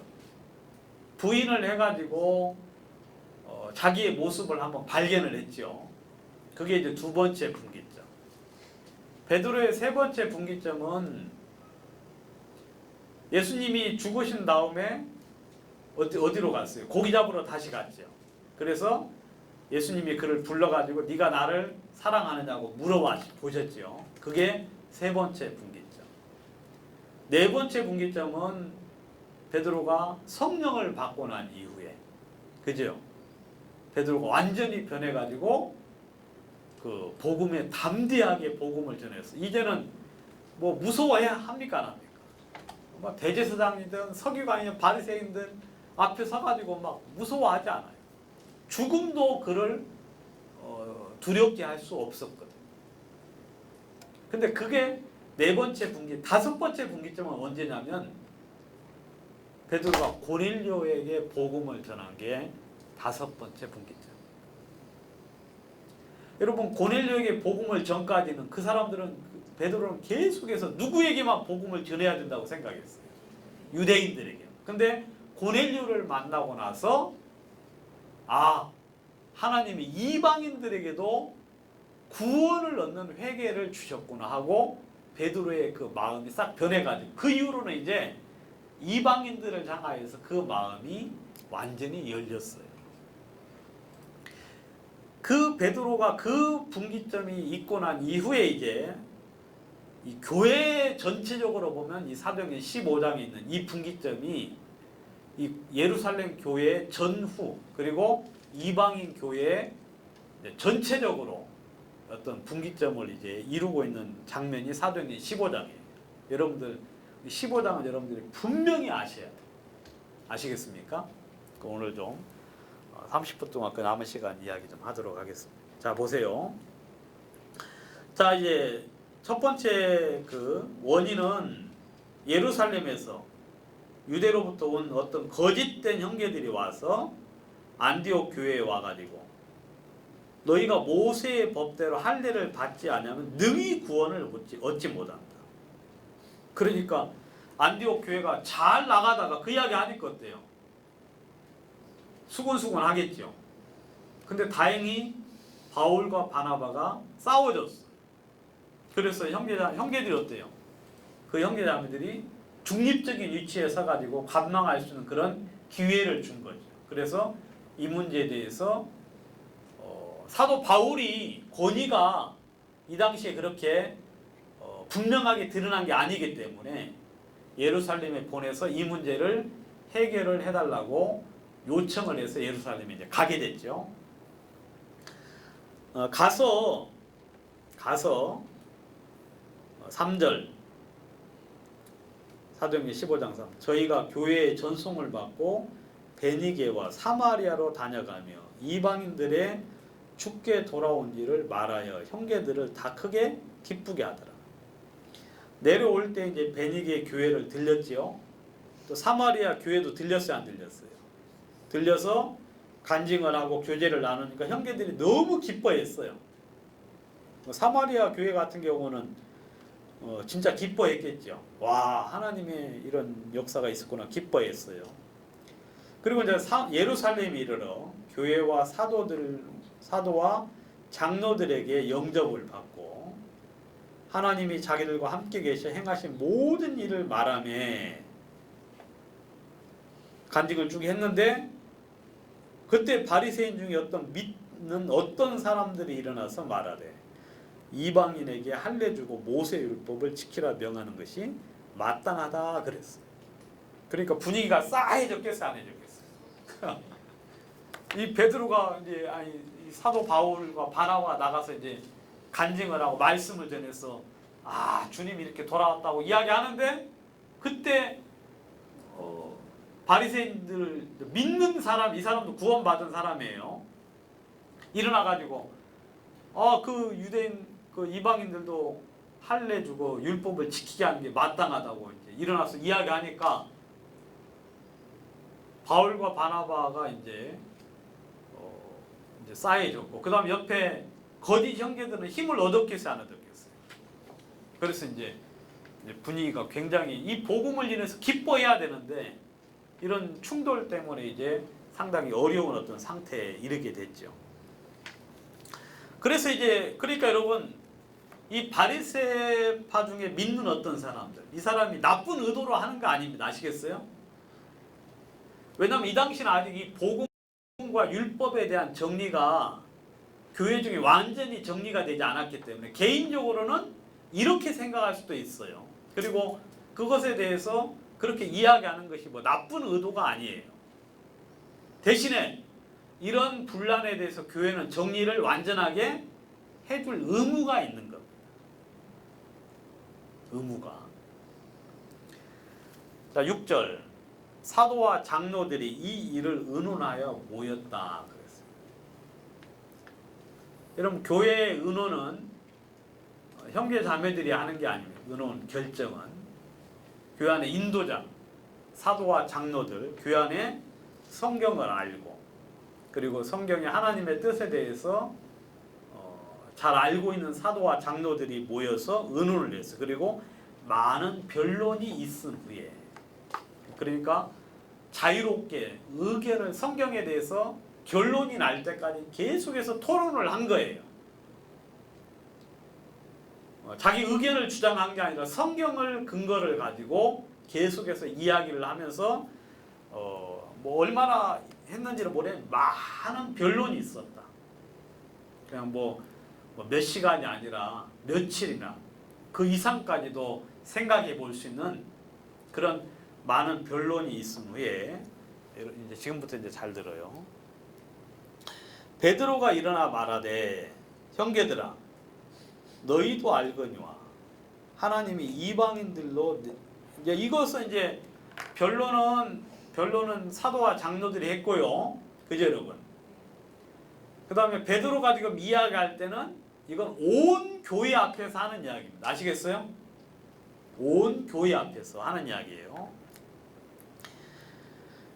하나님이 이방인들로 내 입에서 복음의 말씀을 듣게 하시려고 오래전부터 너희 가운데서 나를 택하시고 또 마음을 아시는 하나님이 우리에게와 같이 저희에게도 성령을 주어 증거하시고, 여기 보세요.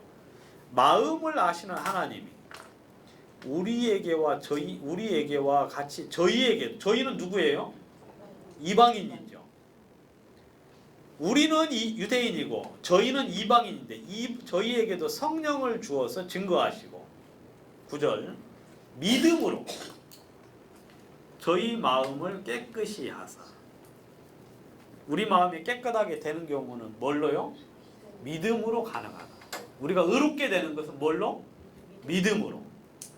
믿음으로 저희 마음을 깨끗이 하사 저희나 우리나 분간치 아니하였다. 여러분, 아멘이 되죠? 저희나 우리나 분간치 아니에요. 하나님은 외모를 보시는 분이 아니고 마음의 중심을 보시는 분이기 때문에. 이 이야기를 베드로가 왜 할 수 있었느냐면 이전에 고넬료 때문에 그래요. 고넬료 때문에 마음이 진리를 깨달았거든요. 진리를. 우리 한번 10장을 한번 보도록 하겠습니다. 사도행전 10장.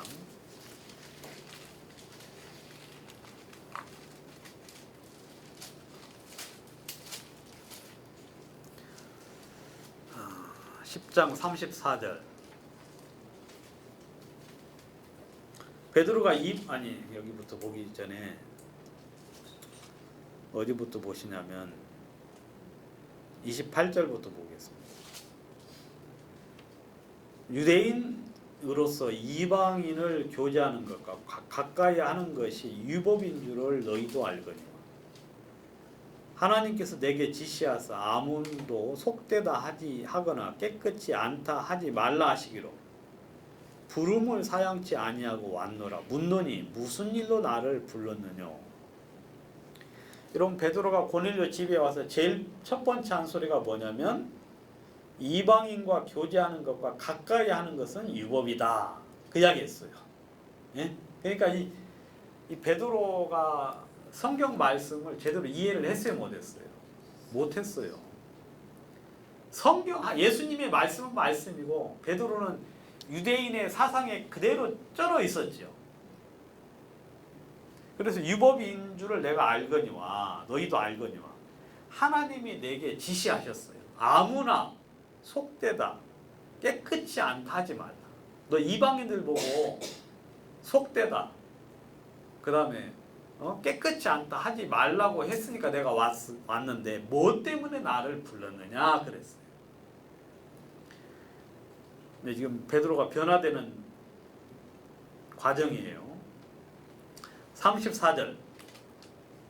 베드로가 입을 열어 가로되 내가 참으로 하나님은 사람의 외모를 취하지 아니하니 각 나라 중 하나님을 경외하며 의를 행하는 사람은 하나님이 받으시는 줄을 깨달았다 그랬어요.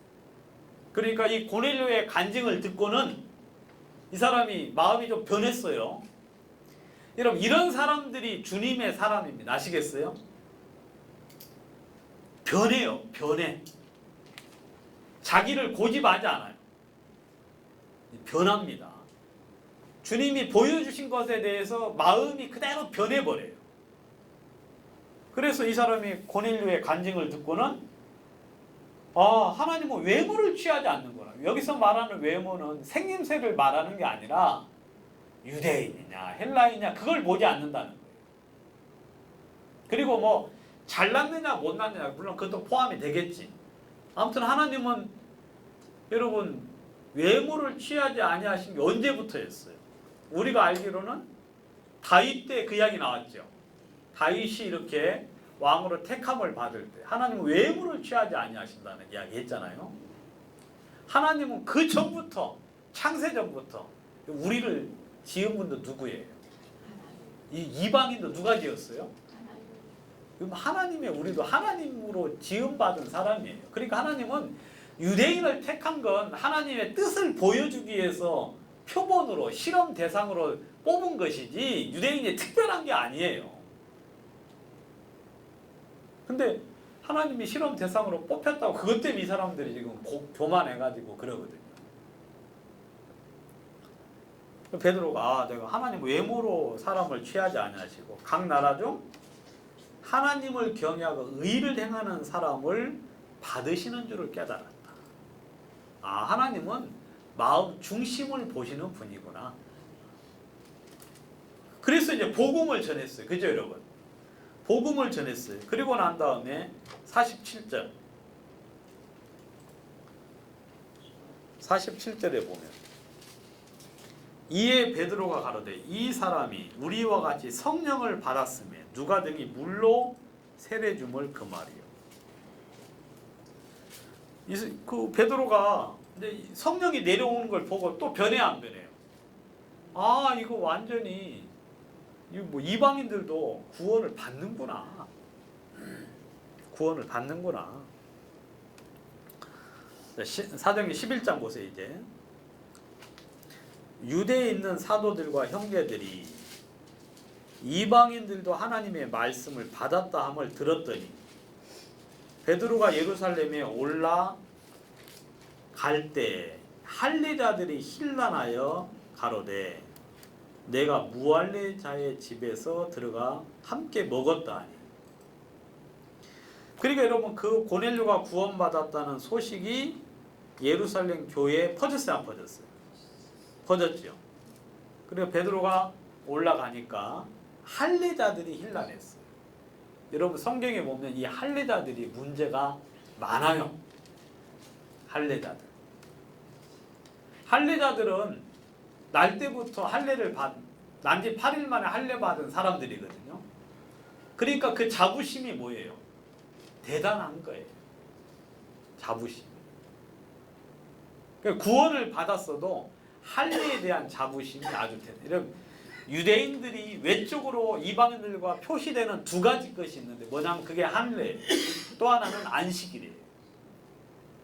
이 두 가지에 대한 그 자부심이 엄청나거든요. 그래서 할례자들은 그런 자부심에 살아서 막 문제를 일으켜요. 그래서 베드로한테 막 따지고 드는 거지. 저는 이 장면 봤을 때 굉장히 좋았어요. 이 교회가 이렇구나. 베드로가 이제 간증을 쭉 합니다. 예? 간증을 쭉 해요.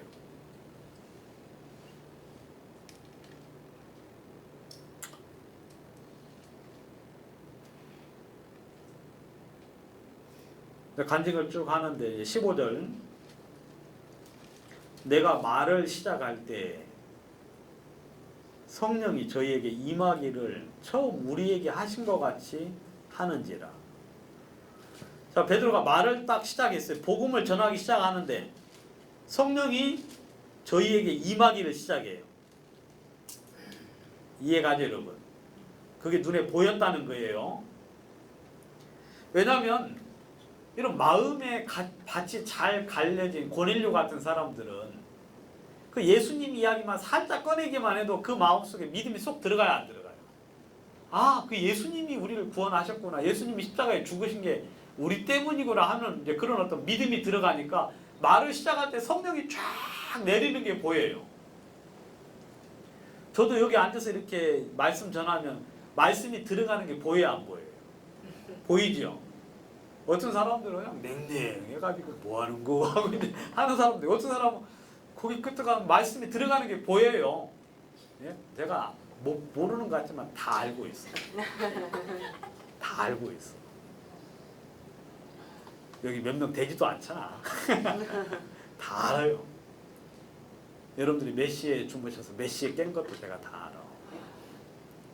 근데 베드로가 복음을 말씀을 시작하니까 성령이 내리는 거예요. 우리가 처음 성령 받을 때처럼 했다. 16절 내가 주의 말씀에 요한은 물로 세례를 주었으나 너희는 성령으로 세례 받으리라 하신 것이 생각났다 그랬어요. 내가 너희에게 전하고 싶은 게 많았으나 지금은 너희가 감당치 못하리라. 그렇죠? 그렇지만 성령이 너희에게 임하시면 모든 진리 가운데로 너희를 인도할 거라 그랬죠. 그리고 내가 너희에게 말한 것을 깨닫게 하실 거라고 예수님 말씀했거든요. 근데 이때 깨달은 거야. 너희가 물로, 요한은 물로 세례를 줬지만 너희가 성령으로 세례 받는다는 이야기가 이때 깨달아지면서 아하, 이방인들에게도 성령으로 세례가 임하는구나 하는 사실을 이때 이제 깨닫게 됐죠. 말씀을 전하면서 깨달은 거예요. 알겠습니까? 깨달았어. 17절. 그런즉 하나님이 우리가 주 예수를 믿을 때 주신 것과 같은 선물을 저희에게도 주셨으니 내가 누구간데 하나님을 능히 막겠느냐 하더라. 여러분, 이 베드로가 하나님 아래에 있잖아요. 그래 안 그래? 하나님이 유대인인 우리가 주 예수를 믿을 때 주신 것과 같은 선물을 저희에게도 줬다. 그렇죠, 여러분? 내가 누군데 그걸 막겠느냐라고 말을 했어요. 18절. 저희가 이 말을 듣고 잠잠하여 하나님께 영광을 돌려가로되 그러면 하나님께서 이방인에게도 생명 얻는 회개를 주셨네 하고 이야기하네. 그러면 왜냐하면 이런 간증이 너무 명백하잖아요. 그죠? 그러니까 힐난하던 사람들이 그러면 이방인들도 생명 얻는 회개를 주셨구나 하고 이렇게 넘어갔어요. 근데 그게 마음으로 깨달아진 사람이 있고 그냥 그 상황에 대해서 그냥 그렇네 하고 넘어간 사람이 있죠. 그 사람 중에 한 사람이 바로 뭐냐면 이제 이렇게 이야기하는 거죠. 이렇게 이방인들에게도 할례주고 모세 율법을 지키라 명하는 것이 마땅하다. 그러니까 베드로가 이 고넬료의 이 경험이 있고 난 이후에 아까처럼 이야기하는 거예요. 9절, 15장 9절, 사도행전 15장 9절. 믿음으로 저희 마음을 깨끗이 하사 저희나 우리나 분간치 아니하셨느니라. 알겠죠, 여러분? 이 말이 바로 고넬료의 그 구원을 통해서 마음이 확증이 된 거죠. 10절. 그런데 지금 너희가 어찌하여 하나님을 시험하여 우리 조상과 우리도 등이 매지 못하던 멍에를 제자들의 목에 두려느냐. 지금이 어느 시대예요? 예수님이 우리를 위하여 죽으시고 십자가에 돌아가신 지가 오래 지난 지금 너희가 어찌하여 우리 조상과 우리도 등이 매지 못하던 멍에. 이게 바로 율법이죠. 그죠, 여러분? 멍에는 율법이에요. 율법은 멍에예요. 멍에는 뭔지 아시죠? 소에게 그 짐을 꾸리게 하기 위해서 소의 목에다가 이 지르는 이 갈고리 있죠. 거기다가 이제 수레를 달잖아요. 그게 멍에거든요.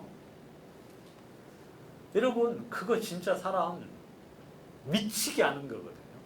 미치게 하는 거. 저도 이제 멍에를 한 번씩 질 때가 있어요. 제가 지금 멍에는 뭐냐면 블루투스 이어폰이라고 그러면 알아요? 목에다가 이렇게 거는 거. 제가 이제 영어 공부하려고 이제 블루투스 이어폰을 목에다 이렇게 걸어가지고 선 없이 하는 거 있죠. 그 LG에서 나온 거 있잖아요. 좋은 거. 근데 그거 하고 듣고 있는데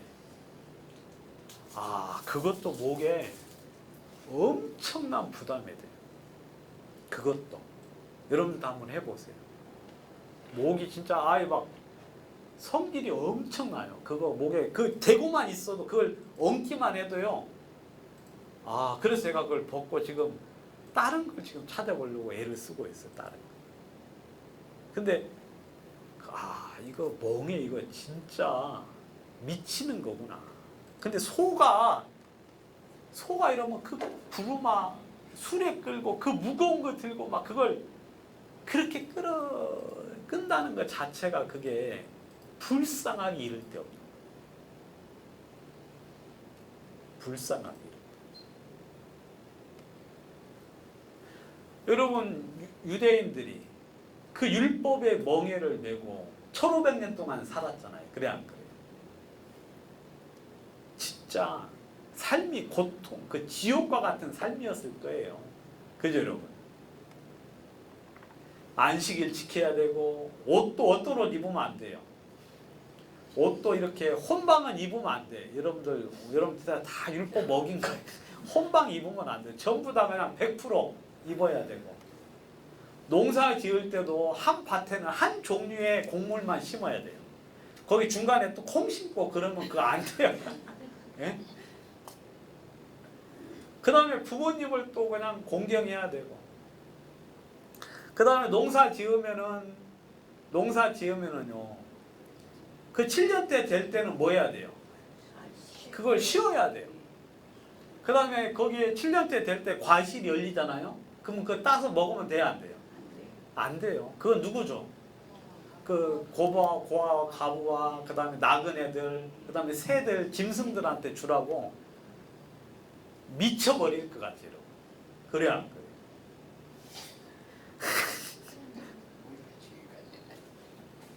왜냐면 진짜 막 욕심이 큰데 그런 거 그냥 두고 보자면 근데 그게 1500년 동안 그렇게 살았거든. 그래서 그 율법에서 다 죽었어요, 안 죽었어요? 전부 다 멸망을 당해. 거기서 꼼짝 달싹도 못해. 유대인들하고 밥을 안 먹어요. 왜냐하면 부정하니까. 예? 부정하고. 그 다음에 그 먹는 음식이 뭐예요? 전부 다 부정한 거 먹어요. 우리는 그냥 아무거나 다 먹는데. 근데 유대인들은 어떻게 먹어요? 유대인은 고기는 비닐 있는 거, 예? 지느러미 있는 거, 그걸 먹어야 돼요. 그리고 광어 같은 거, 우럭 같은 거 먹으면 안 돼요. 예? 조기 같은 거, 그 기자 들어간 거 있죠? 그런 거 먹어야 돼요. 그 다음에 육고기는 어떤 거 먹어야 돼요? 대세김질하고 굽이 갈라져. 그러니까 그 외에 소, 염소, 양, 이거 외에는 먹을 게 없어. 이거 외에. 그다음 먹을 때 전부 다. 그러니까 유대인들은 지금도 뭐 하냐면 이제 음식 먹을 때 항상 그 표시에 써 있는 거 보잖아요. 그 이것은 돼지와 같이 이렇게 요리할 돼지 고기와 같이 공정해서 혼합될 수 있습니다. 그런 말씀은 먹으면 돼요, 안 돼요? 안 돼. 그래, 그게 유대인들 전체를 그냥 지배하는 거예요. 안식일 날에는 일을 할 수 있어요, 없어요? 그러니까 여러분 아랍에서는 전쟁 일으킬 때 언제 전쟁 일으키는 줄 알아요? 안식일 날 폭격을 해요. 전쟁을 안식일 날 폭격을 해. 그러면 꼼짝없이 당해야 돼. 꼼짝없이. 근데 그렇게 고통을 주던 멍에를 이방인들에게 준다는 거예요. 여러분, 그거 아니에요. 알겠어요?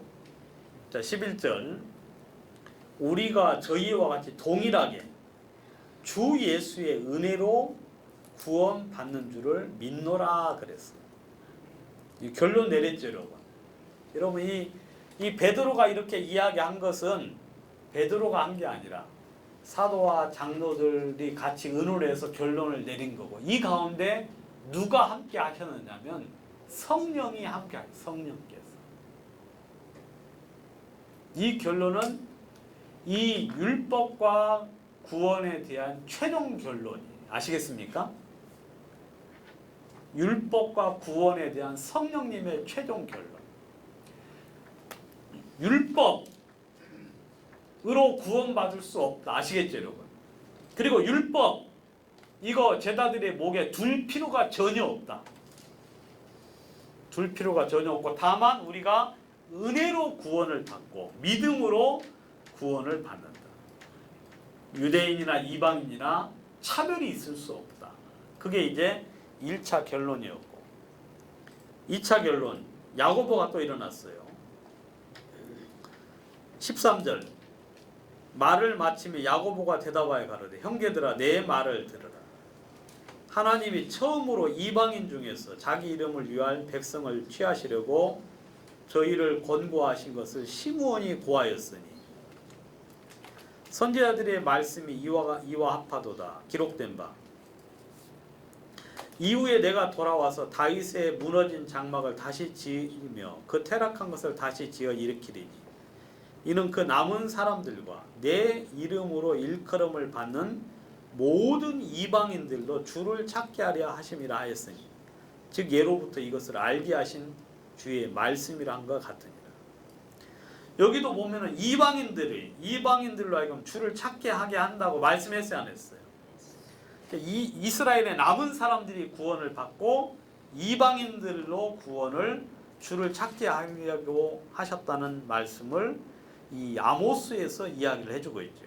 자, 19절. 그러므로 내 의견에는 이방인 중에서 하나님께 돌아오는 자들을 괴롭게 하지 말라.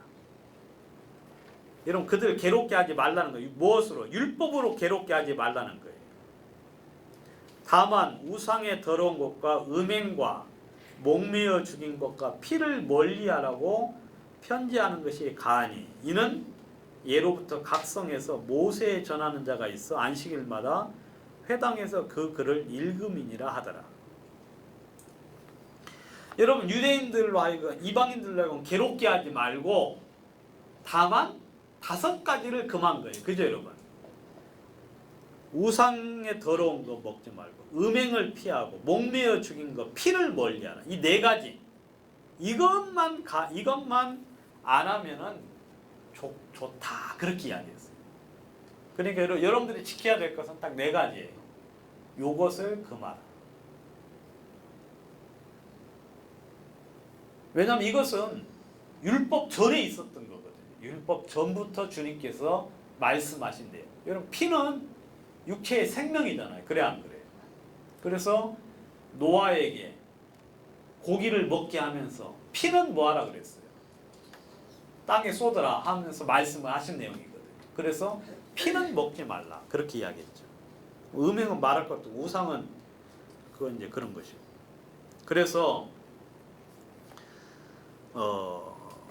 이제 편지를 써서 보냈죠. 22절부터는 이제 편지를 써서 보내는 내용인데 28절을 보시고 마치도록 하겠습니다.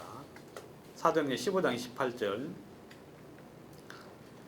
성령과 우리는 이 요긴한 것들 외에 아무 짐도 너희에게 지우지 아니하는 것이 가한 줄 알았노니 우상의 제물과 피와 목매어 죽인 것과 음행을 멀리 할지니라. 이에 스스로 상가면 잘 되리라. 평안함을 원하노라 하였더라. 여러분, 28절에 보면 이런 결론이 누구에 의해서 결론되어졌다? 성령에 의해서. 알겠습니까? 여러분, 사도와 장로들이 모여서 결론을 내렸는데 그 가운데 누가 함께 했어요? 성령께서 최종 승인을 했죠. 그래서 이게 교회, 그리고 교회를 향한 최종 승인이에요. 성령과 우리는 이 요긴한 것들을 아무 짐도 지우지 말라. 아시겠습니까? 여러분들, 율법을 지킬 의무가 없어요. 우리는 율법보다 더 강력한 법. 무슨 법? 성령의 법. 여러분, 이 성령의 법은요 더 무서워요. 더 아주 세심하게 간심하신다. 그렇지만 그것은 우리를 정죄하지 않습니다. 그래서 모세의 법대로 할례를 받지 아니하고 그 다음 율법을 지키지 않으면 구원을 얻지 못한다는 그 말은 어때요? 잘못된 것입니다. 아시겠어요? 그 말은 잘못된 것이고 제가 이제 한 구절 더 읽어야 되는데 24절 사도행전 15장 24절 들은즉 우리 가운데서 어떤 사람들이 우리의 시킨 것도 없이 나가서 말로 너희를 괴롭게 하고 마음을 혹한다. 여기 보니까 어떤 사람들이 아까 말한 누구예요? 가만히 들어온 사람이죠. 거짓 형제. 시킨 것이 없어. 여러분 이 교회에서 시키지도 않았는데 몰래 들어와 가지고 위치만 예루살렘 교회에 있었다가 나가서 그렇게 괴롭게 하고 그 다음에 미혹하는 사람이었다. 이건 그러니까 교회에서 보낸 사람이 아니에요. 마귀가 보냈다고 결론을 내렸어요. 오늘 여기까지 일단 좀 드리도록 하겠습니다. 그러니까 기도 드리고 마치겠습니다.